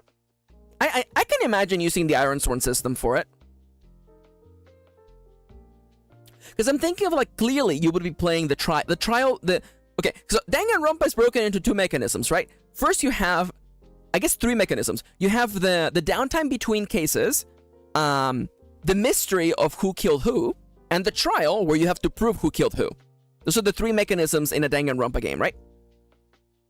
So clearly, I would assume that in the first mechanism, the in-between episodes, you would level up friendships, which I actually, okay, so instead of stats, your friendships are, your roll dice equal to your friendship with another character. Oh my, am I good at making games, y'all? Instead of stats, you literally just have your friendships. Oh my god. That's why, like, for instance, like, oh my god, Kitty, what is the name of detective girl from first game? Kitty Gitty! Yeah, that's why, like, Kitty Gitty helps Nagi a lot because they have a tight relationship. Mainly the trial stuff, yeah. There would have to be a GM, definitely. Maybe, maybe not. You could maybe just do solo rules. I feel like if you did like an Iron Sword and Iron Valley system where the moves inform you how to do things, then I think you could actually probably make it happen. For sure. I also think that maybe I would lean more into Iron Sword and have you actually pick like a trait, like an actual mechanical trait. Again, like, a part of me, I've been playing a lot. I have been making and playing solo RPGs. I don't think you need a GM. Because having a GM would infer that you would have to run prep and no, I don't think so. I think that I legitimately think that laying the train tracks as you are riding the train is super doable, especially for solo play. I am 100% certain that this can be a solo game. All right, okay, all right. You know what? I can do this on my off time. All right, freaking MFers really be like, no, Max, you can't make a Dingle Rompers RPG. Let's go. The Dingle Rompers TTRPG. Let's go. You have entered the marketplace of ideas and you're about to go bankrupt. Let's freaking go. Let's actually go. Prep is a big part of running mysteries, though. It can be, but not in this. Okay, let's go. Okay, so Danganronpa is made of three mechanisms. The social aspect, the social in between cases, the social in between cases scenario, cases moments. You level up friendships. This is basically this is the advancement move. The advancement move. This would literally just be a move, by the way. Okay, Nomiya says you would want to make a GM version. Yeah. You can also run Iron Valley with a game master. You can run Iron Valley with a game master, but my goal I want to make games where you can enjoy them by yourself without having to get a whole group going. You will be able to run the Dingle Rompers TTRPG by yourself or with a friend or with your partner or with a whole group of friends. You can do that. For sure. But you can also play them by yourself. So, literally, the social in between is just literally the advancement move. This is just the advancement move. This is literally just the move. It's called, you know what? Like spending time together. It's like spending time together. In between cases,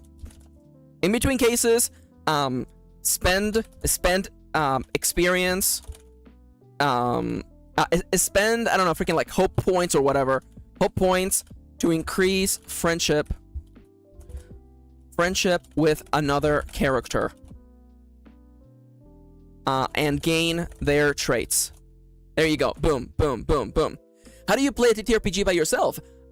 Well, you do that by playing an engine that allows you to do that. For instance, Iron Valley and Iron Sworn, created by the incredible Sean Tompkin, is a game that you can play entirely by yourself. The way that it works is that the mechanisms of the game are intertwined in a way in which you don't need a game master to tell you, now we do combat. You have moves that tell you, hey, when you do this, you trigger combat. And it has a bunch of dice rolling tables and oracles to help you answer the question as to what happens next. Iron Valley was designed entirely around that pinnacle. You can play that game entirely by yourself. Hundreds of people, maybe thousands of people, have played Iron Valley entirely by themselves. Yeah. So, you spend time together, you literally gain their traits. There you go. This is literally one mechanism is already done. This is one move already done. Envision, what you learn about them, and then time passes. Oh my god. There we go. We bring back time passes, by the way. All right, the other mechanism in Danganronpa, by the way, it is the cases, the moiters. Characters die. Suddenly a character is dead. So this requires suddenly a character dies. Move. You need a move for suddenly a character dies. You also will need a move for gathering evidence and testimony. Move for gathering evidence and testimonies. And I feel like that's it. I feel like that's legitimately it. Because I'm thinking, like, what do you do in Danganronpa, right? You literally just go around, you investigate the crime scene. I am thinking this is the first case on Danganronpa. The very first one. You're looking at the bathroom, you're looking at what happened to the body, and then you go and ask people.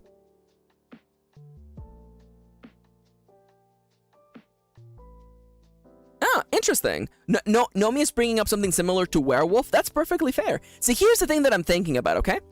So, the way that I would do the resolution of the mystery would be by doing a little something called flashbacks.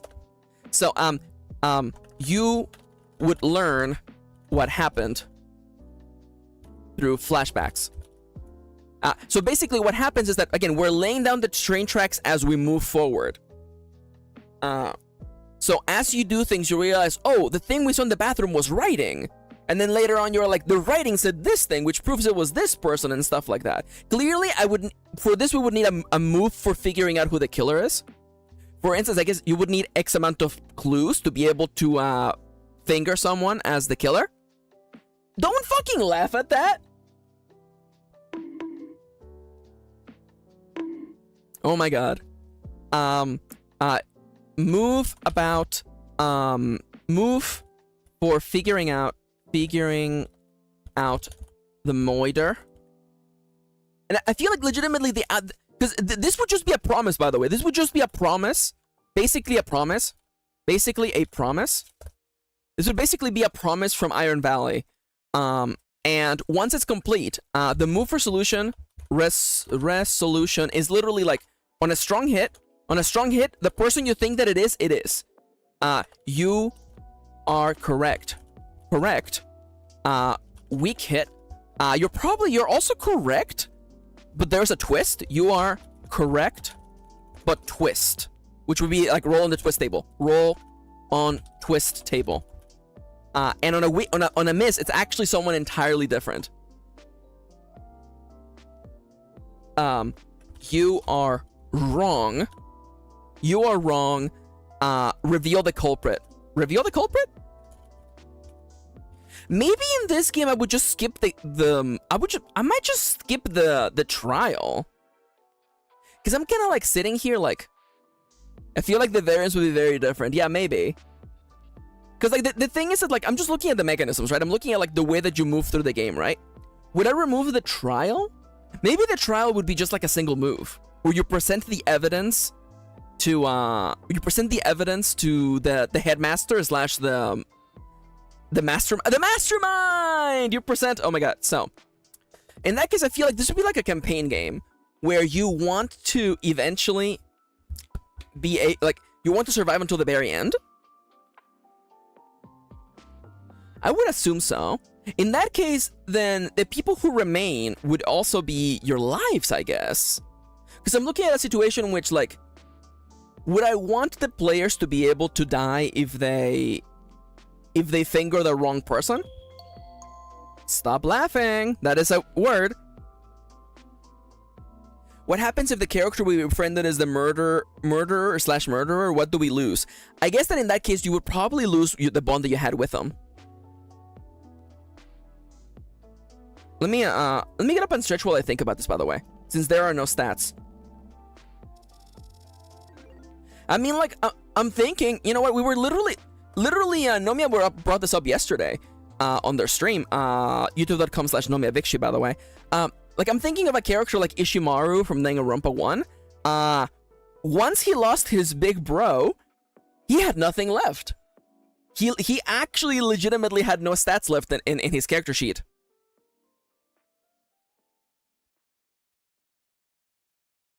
Maybe.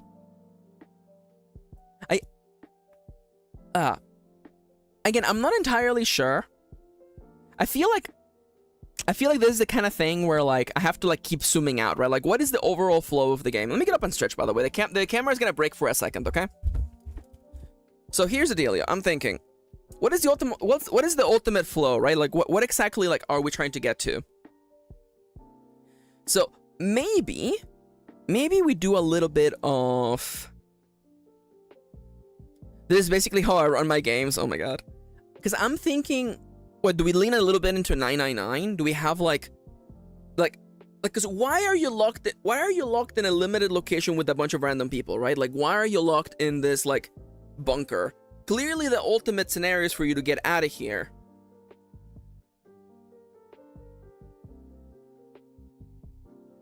So is there a possibility where, like, the killer says that, or like the mastermind says that you will be allowed to leave once there's only X number of people, where X is the number of players?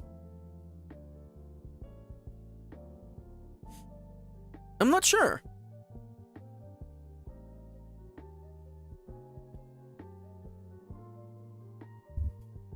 There is also the past ability. There's also the past ability of.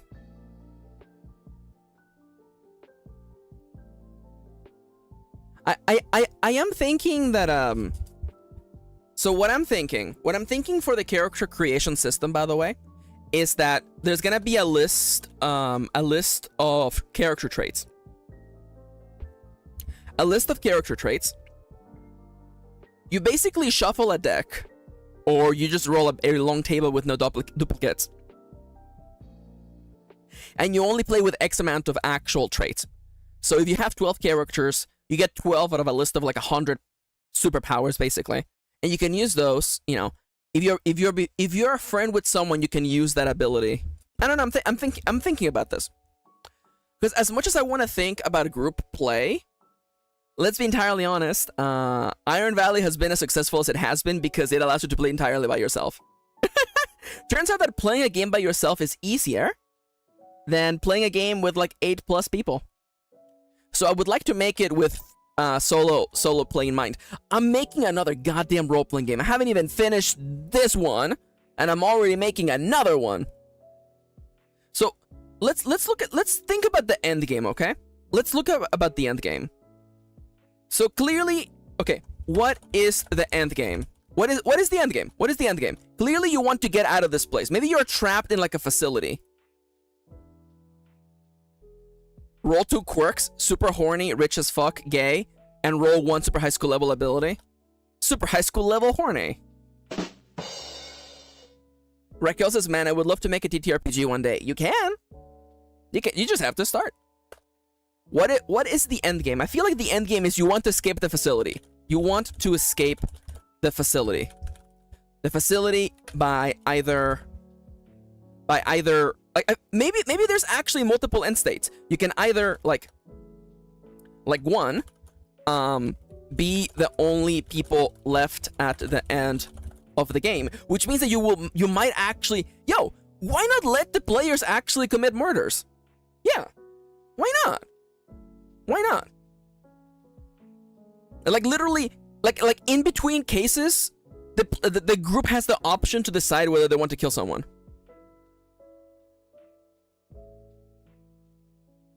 Like, why not?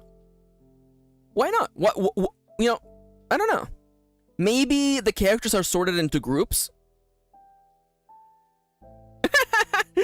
Timber says, I love that every time a project gets worked on, it leads to even more projects, fun and never ending. Like, I love the idea that, like, either A, you're the only people left in the game, 2, you defeat the mastermind, or 3, you find a way to escape. You find a way to escape. This is actually reflected in the way that Monokuma wants you to win the game, the way that you actually beat the game, Danganronpa 1, and actually finding a way to escape is a secret ending where you find the button. So I feel this is actually very thematically appropriate for Danganronpers. Oh my god, Seku. Because in that case, then this is like 3... I would like these 3 end games to share the same resources. So at any point, the players may decide... So this would be like a campaign.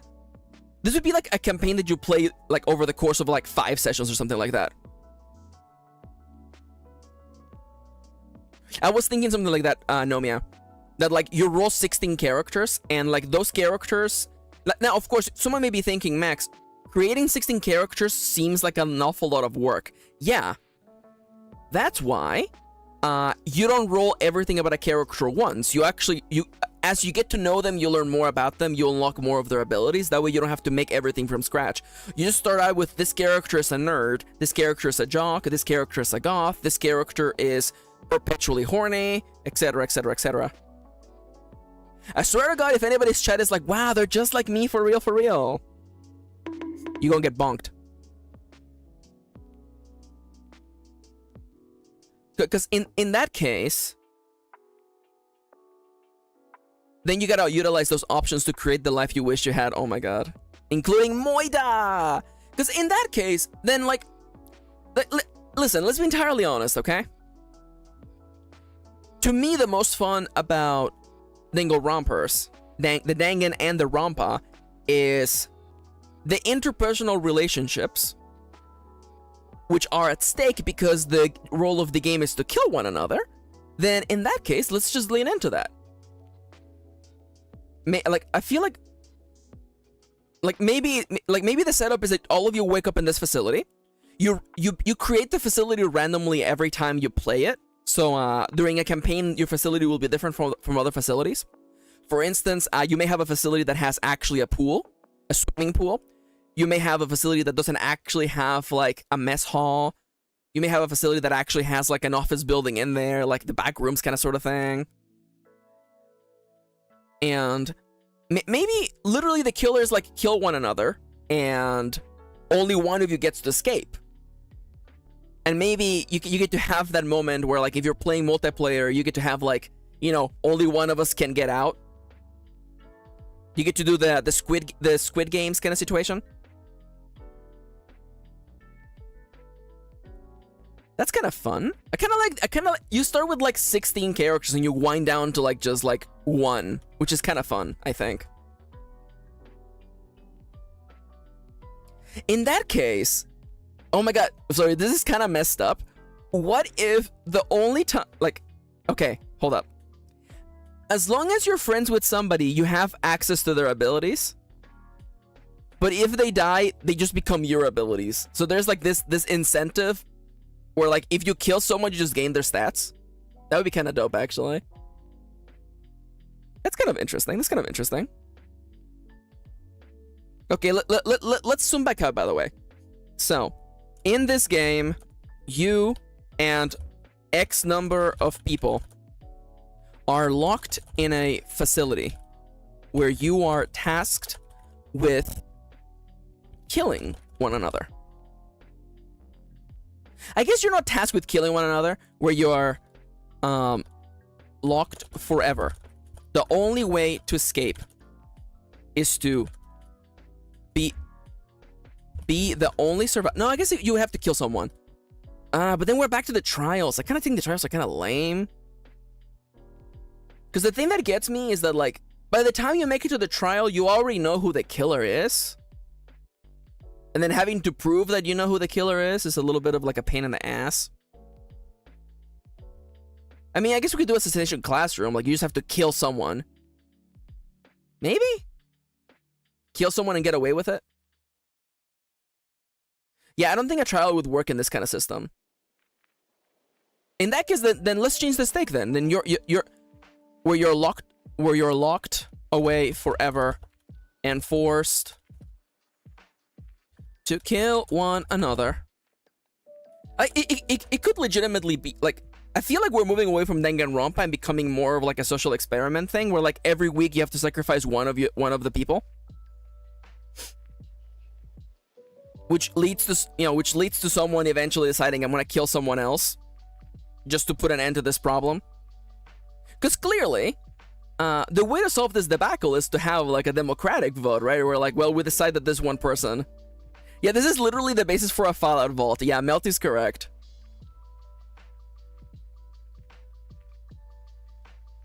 We do intense prep for our trials to make the mystery fulfilling, which doesn't quite translate well for solo play. Yeah.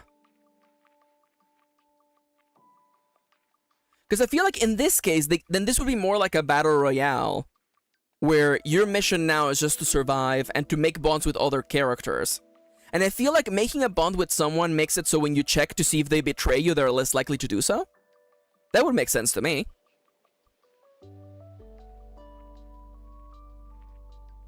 That would kind of make sense to me, actually.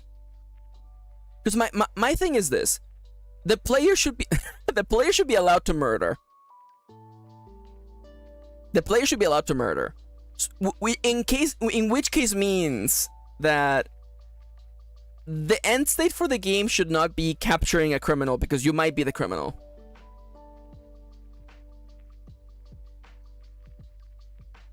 Yeah, I think that is Vault 11, yeah. And the plot twist for that vault was that the whole point of that vault was to force people, like, to make people not sacrifice one another. Yeah. That vault sucks. That vault sucks. It's like, congratulations, you have completed the trial of not sacrificing one of your own. You've completed the trial of not falling for the false equivalency that the needs of the many outweigh the needs of the few. In this game, you and X number of people are locked in a facility where you're locked away forever. One of you is a killer? Maybe? Because I think the thing that makes Danganronpa fun is that you're locked in with a bunch of cool characters, and you have to overthrow the mastermind. Because in that case, then yeah, then there's three options, right? Defeat the mastermind, find a way to escape.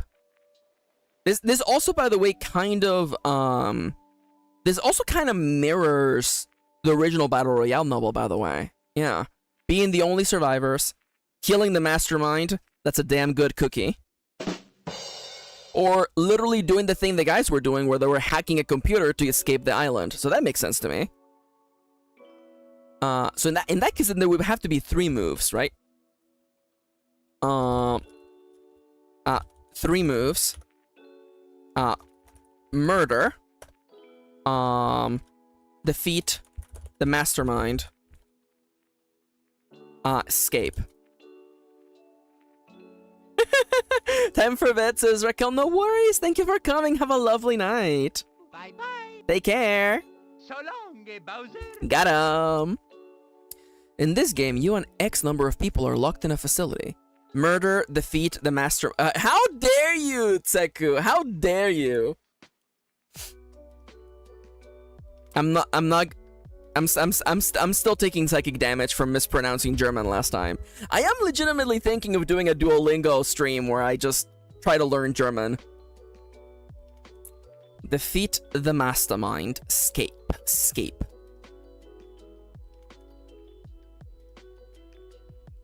In that case, I think that everything should build towards this, right? So you have characters who want to commit murder.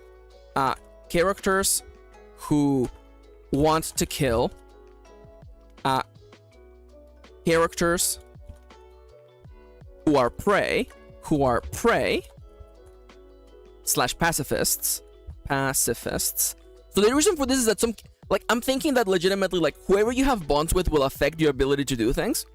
Like, your 3 stats might literally be like murder, mass overcome, and escape.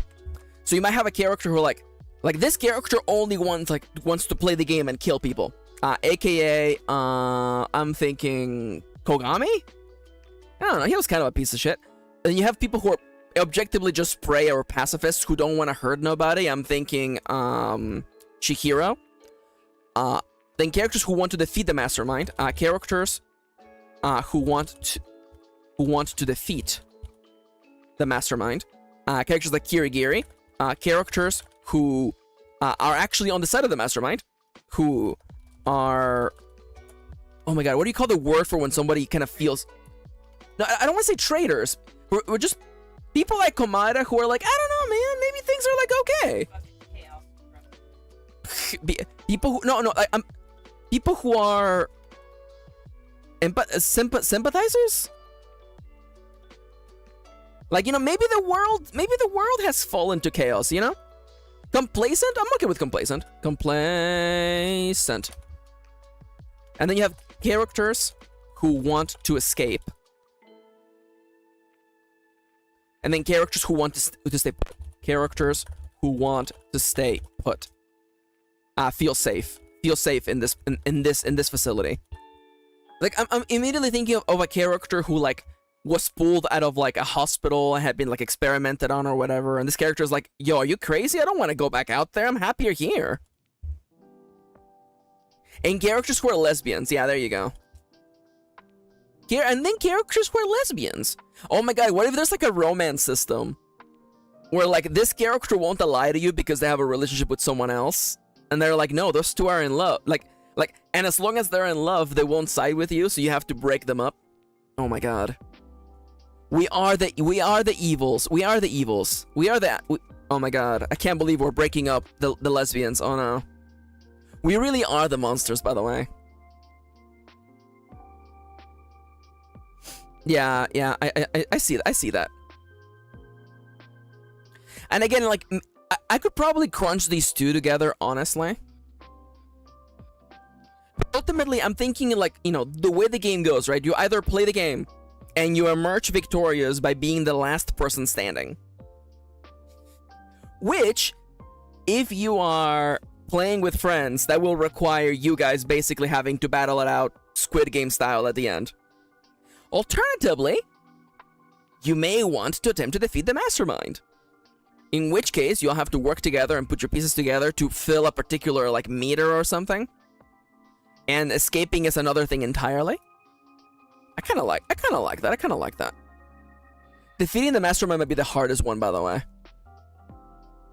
And probably one character has, like, the traitor trait that you don't learn about until you, like... Actually, I guess part of defeating the mastermind, actually...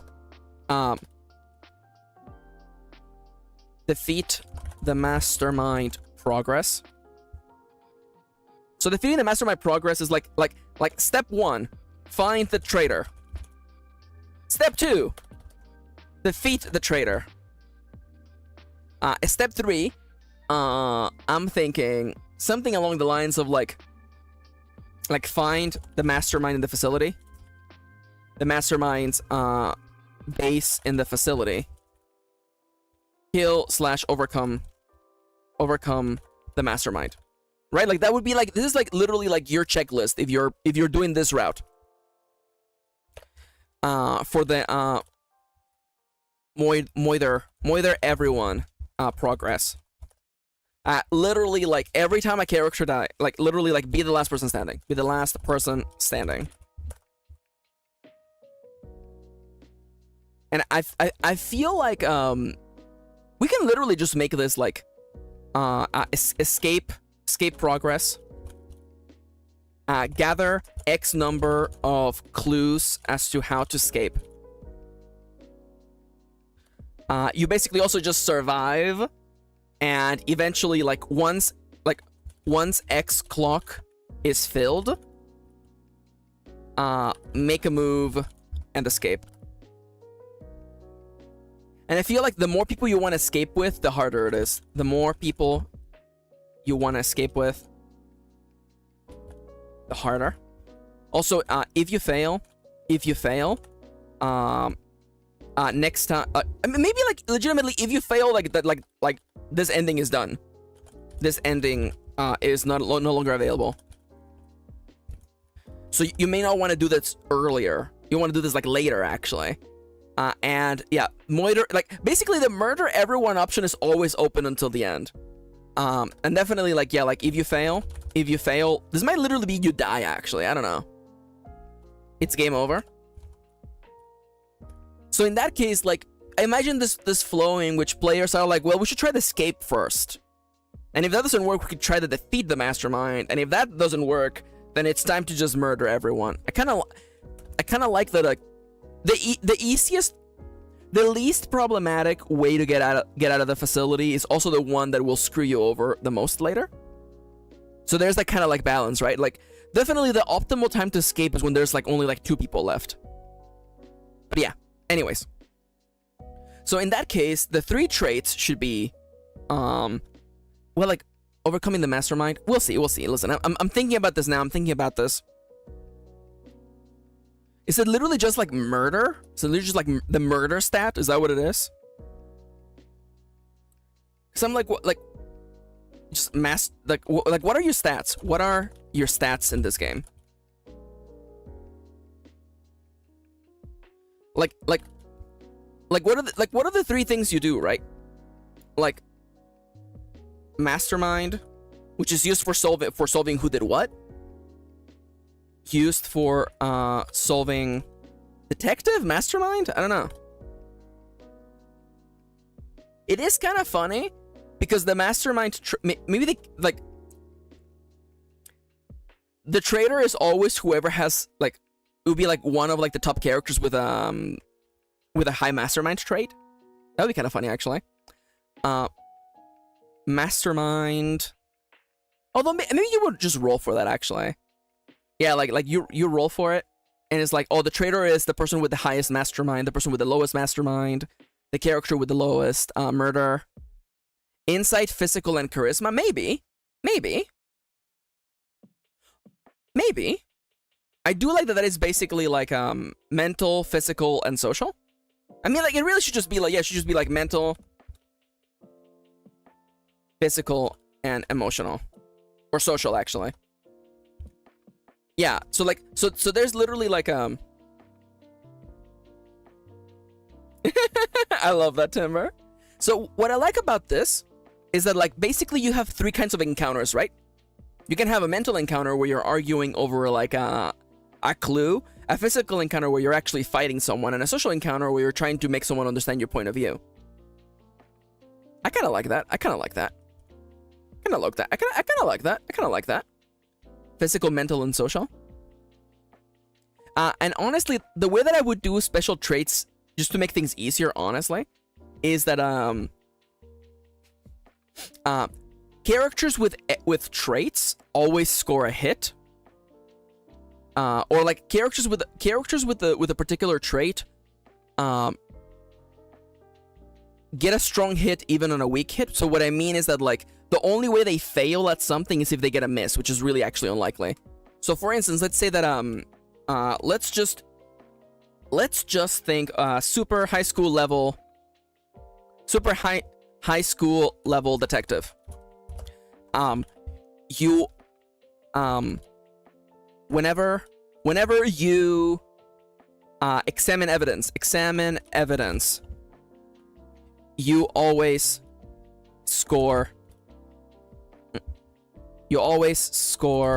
a strong hit. Yeah. I absolutely agree with Ronnie. Yeah. Although I guess I do realize that, like, another step would also be like, find out who the traitor is. Find the traitor. Yeah, because, like, I love the idea that, like, if you escape with and the traitor is with you, that's messed up. So in that case, there should be a move titled there should be a whole mechanic. Find out who the traitor is. So moves. Find out who the traitor is. Encounter? Combat? Clash? And then, like, pick your approach.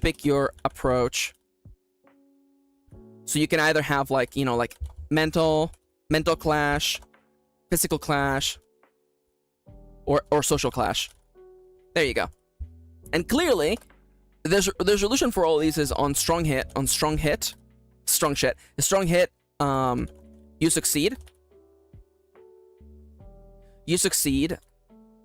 And bonus. On a weak hit, you succeed. You succeed at a cost, and on a miss, you only suffer the cost. Yeah. Timber says, "Oh no, only 2 people make it out alive, and one of them is the killer." I love it, but oh no, yeah, I kind of love that. I love the idea that you're like, you know, like, if you escape and you didn't defeat the traitor, you like you follow a move, and it's like actually you get killed by the traitor at the very end just as you're about to escape. I kind of like that. Someone's gonna be like, "Oh, but that sucks." I'm like, you should have probably killed the traitor. Should have probably done something with the traitor. You don't have to kill them, just don't escape with them. So I like clashing. Clashing makes sense. What are the resources in this game? Are we literally talking about like, are the resources literally just like, I don't want to say sanity, but I'm just like, you know, sanity. No, not sanity. Like it would be kind of funny. It would be kind of like the richer get richer, the poorer get poorer situation if like your stats were actually like adjustable. So for instance, like mental, physical, and social were actually also your resources. Probably like trust. Oh, I actually do kind of like that actually. Trust. What, like health? I like that. If I have mind, it's like you lose your mind, lose one mind. I like the idea that in this system, by the way, your resources are maxed by whatever the attached stat is. So if your mental stat is 5, that's how high your mind can be. I actually kind of like that. I kind of like that actually. Mental and mind are linked, as are physical and health.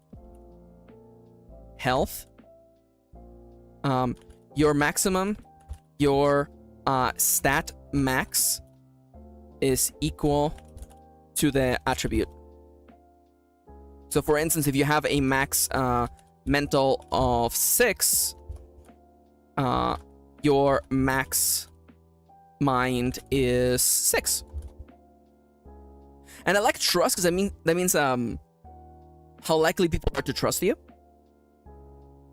So for instance, let's say for instance that you clash with someone, you have a physical clash with a member of the group. And I don't mean like murder, like literally you just get into a fight. And after that you fail and you're asked to pay the cost. And you considering what happened, you decide to lose 1 trust. Meaning that after you started that fight, everyone in the room is like, they trust you a little bit less. Because you showed this side of yourself. Yeah, I like that. I like that. So in that case, there has to be moves where you're able to recover your attributes again. In that case, train and restore. Train, restore.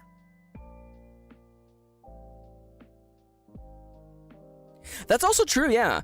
Ronnie says it might also be a fun mechanic if you're going the murder route, so you can win the trial just because of your trust level. Yeah, I think that, yeah, for sure. I do like, yeah, like you've built your trust so high, or your social really, so high that like people counter, and you're just like, no, actually, you trust me. I would have never hurt so and so. I kind of like that. There is something here, by the way. Clash is for literally all that sort of stuff. The murderer strikes.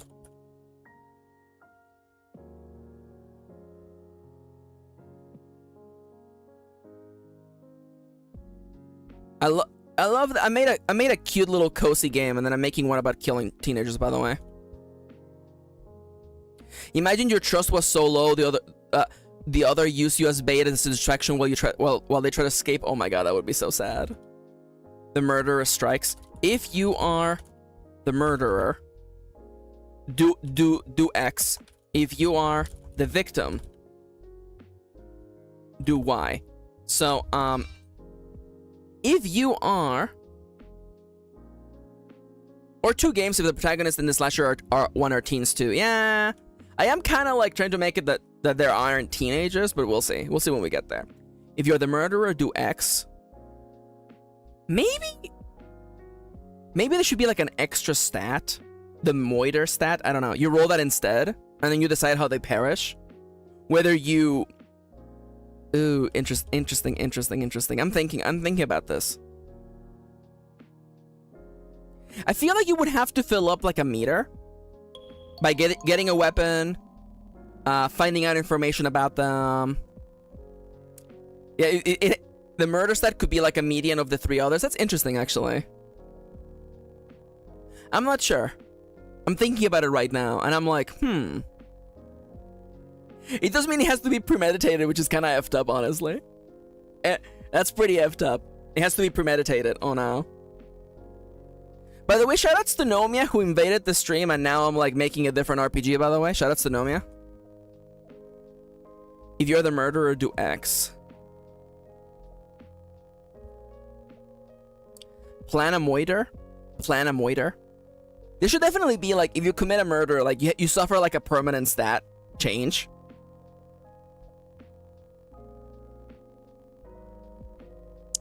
I'm wondering. I'm thinking.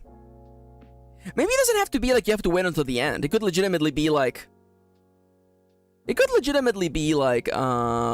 kill 3 people. You know what? Okay, you know what? The murder game. Nomia's writing down their pitch for the multiplayer variant. Oh my god. Nomia once again taking control of the stream. Listen, it's like, if I didn't allow it, it would be bad. But I allowed it. That means it's okay. The murder game, okay? You have to kill 3 people. The traitor is always the one behind it all. No, I don't like that, actually. If you want to escape, you have to kill 3 people. You have to kill... So there's literally a meter on the screen. It's like, commit 3 moiters. I'm thinking... No, I'm not sure. I'm thinking about it. Find out who the traitor is. Classic Nomia mind control, to be honest. Honestly? I am legitimately thinking that there might not be trials in this version.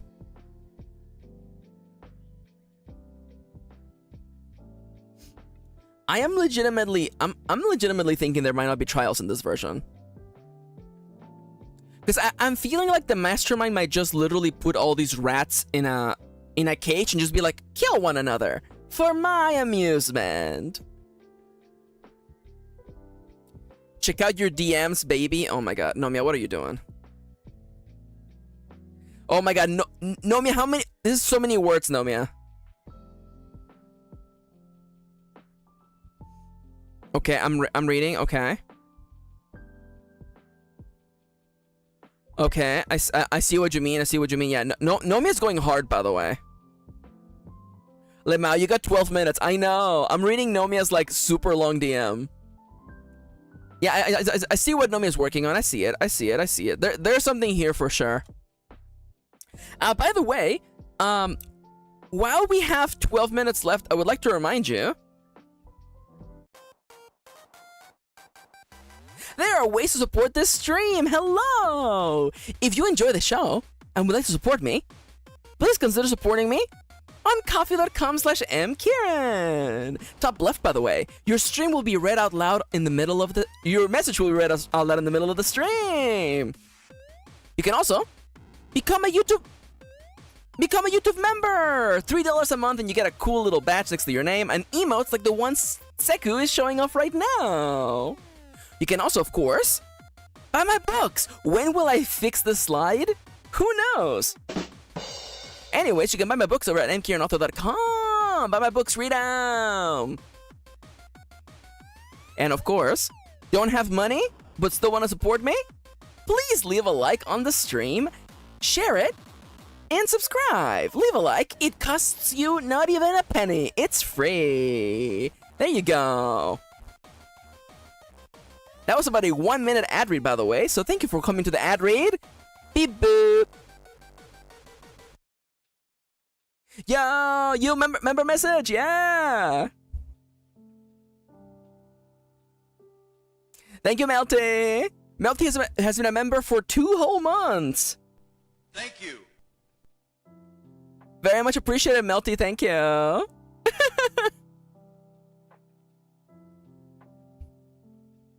There's a game in here, by the way. How much did I write on this, by the way? I wrote a total of 300 words. Is this 300 words, really? That doesn't feel right. Anyways. We did it. Yeah, we have 10 minutes left. Today's stream definitely flew by. I would like to give a big shout out to everyone who helped me come up with all the random tables, by the way. I actually really appreciate it. It's one of the hardest things for me, so I really appreciate you guys helping me. Thank you. Thank you. Welcome to the Super Saiyan Yanto gang, Melty. Yes, Super Saiyan Yanto. It's true. It's true. Yeah, get excited. Tomorrow, I'm gonna be making the cover art for the game. Featuring Kira-chan, which is this character, by the way. It's not me, it's actually Kira-chan. Their name comes because Kiro is Japanese for yellow. Yellow will be a really meaningful color in the cover. Kiro, Kira, Killer, Kira-chan. Yeah, there we go. Bad ends for days, baby. So yeah, I'm literally working on this. Kira. Maxi, I need everyone's opinions on my dumb pitch, please. I'm not streaming today. I need your help. Yeah, what do you mean? You mean the game that you sent me? I like it. I like it. There's something here. Oh my god, I love that. Kira. How dare you? Oh, now it's. Oh no, it's not you. It's not you, because I said they had boobs. Oh no.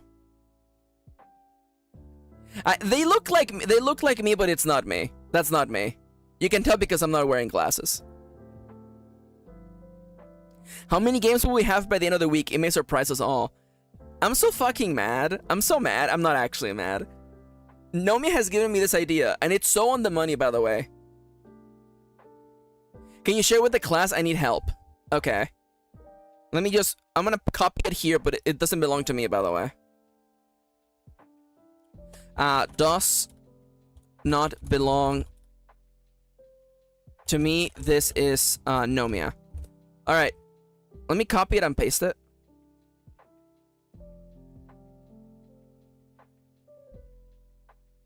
Nomia said, how many words is this, by the way? Can I read this? Can I read this? It's fine. Nomia says, this setup, number of characters equals the number of players times 4. I'm already not sure, because if you have like 4 people, you need 16 characters. We'll see, we'll see. Free time. The GM rolls a number between 1 and the amount of characters left. The number is the culprit for that game. All players draw a character and begin their turns. If someone draws the culprit, they secretly find out from the GM and begin setting up their murder. Okay, okay. I would recommend, look up the tabletop game Blood on the Cold Tower. Blood on the Clock Tower. That game might give you a bunch of ideas. Players write down what they're doing and simultaneously hand them to the GM, Monokuma, and rates out what each player is doing and prompts roleplay. The culprit writes down what they do and set up their murder, and GM secretly supplies a piece of evidence with each turn. Okay, yeah, I like that, I like that. Characters rotate every turn for each player, but after the culprit is drawn, the player always additionally notes down what the culprit is doing. Once all characters have been selected once, they can only play as characters they have previously selected. Free time lasts until the culprit murders someone. All players select a character that they play during free time to play for the investigation and trial phase. You're giving me an idea that should be like day and night. Day and night. Investigation. One character is skilled. Players investigate the scene and attempt to uncover the pieces of evidence left behind by the culprit. Investigation lasts until all evidence is uncovered. I like that. Bluffing section in the trial. Innocents try to determine who the culprit is, while the GM throws out curveballs and counter-arguments from the NPCs. There's a time limit for the trial, 1 round per piece of evidence. If players correctly identify the culprit early, the culprit breaks and grows aggressive, refusing to confess. If the innocent manage to obtain a confession, the trial ends early and goes to vote. Vote. Everyone secretly votes for who they think the culprit is. If a confession was obtained, all NPCs vote for that character. If not, all NPCs roll to see whether or not they vote correctly. Interesting. Interesting. I definitely, this is more of like a hidden role kind of game, and I'm super okay with that. Yeah, I see what you mean, Nomia. Yeah, you got something here for sure. I absolutely agree. There's something here for sure. I don't have a lot of feedback yet, because again, it's just the earliest possible version of the game that could possibly be. There's something in here for sure. And I like that it is inherently different from what I'm making for sure, yeah? It just goes to show that different people will make different things based on the same prompt. Yo, yeah, hell yeah. Chip says, I do run mystery games on the regular, so if you ever want input, know me, I reach out with a sticky hand. I love that. Alright, well, I guess we'll be working on a Danganronpa game next. Kitty just looked at me and laughed, by the way. I love you, Kitty.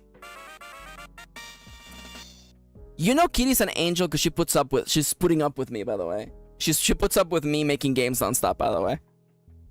Murder trial, murder class, murder classroom, murder clowns. For sure. Again, I recommend look up the board game Blood on the Clock Tower. That will give you a few ideas for how the GM should function, I think. Yeah, Blood on the Clock Tower is dope as fuck. It's a very good hit and roll game. But yeah, it looks like Chips and I will eventually fuse into one creative being. New game just dropped, Murder Clowns. Oh my god, you're a murderer and a clown.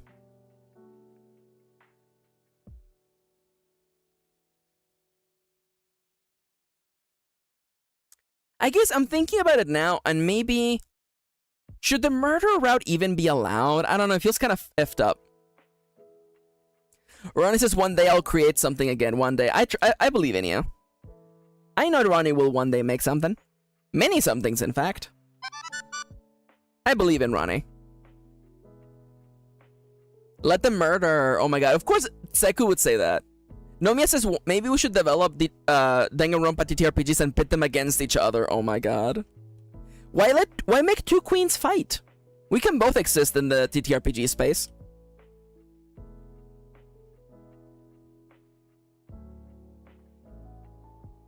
I'm definitely thinking like the fictional setup is going to be really important to justify why a character would end up, you know, committing murder. Maybe there's a hope meter? Like, hope meter. Once it's low, you must commit a murder. Fellas. Why make two fellas fight? This is fair. Humanity or morality? I like hope though. Because I feel like you have to be pretty hopeless to decide that the only way forward is to commit murder. You have to keep your hope high for escape route. Oh my god. How do you gain hope? How do you gain hope? Spending time with people? Making friends? Being honest? Oh, solving murders, making friends. Oh my god, Nomia says, my first message got deleted, so I corrected nothing. Oh, poor Gnomes. Oh yeah, Nomia's not streaming today. Well, being pals with Komaida, yes, shaking hands with Komaida. Komaida did nothing wrong. Kitty staring at me with like empty eyes. What's wrong? What's wrong? What's wrong? What's the matter? What's the matter? Oh, that's cute. Nomi says, what if I develop my variant more and then run a game with you and the fellas? I love that. That would be really cute. He may have done a few things wrong. I support Komaida wrongs on this stream. See, Chips agrees. Chips agrees. Chips agrees. Chips was like, yeah, support Komaida wrongs. Anyways, it's almost time for me to get out of here.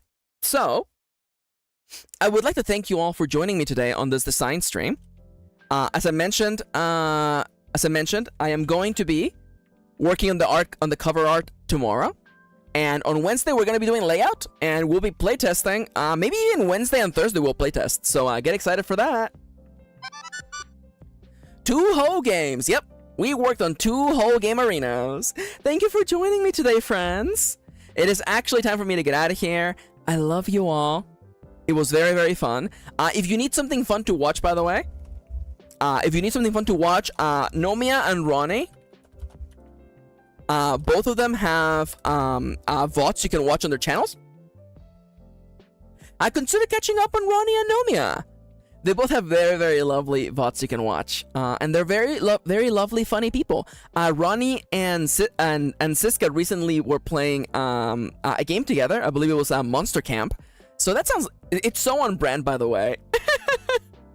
And Nomia is still playing Persona 5 The Golden, and also was playing Sticky Business, the game that I played about making stickers. So check them out.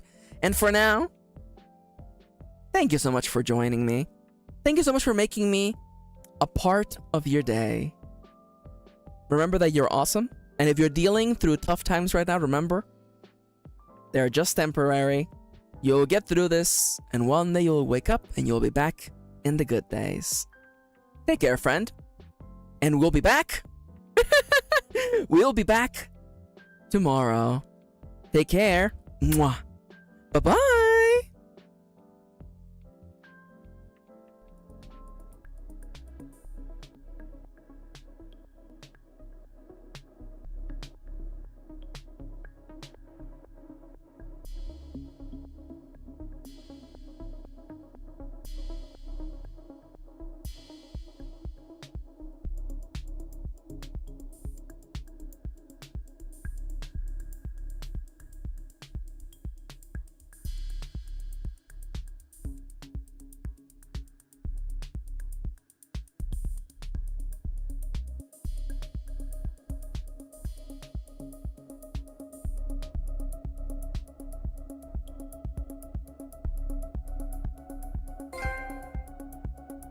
You have unlocked the secret ending of today's stream. On the secret ending, you learned that the stream was coming from inside your house the whole time.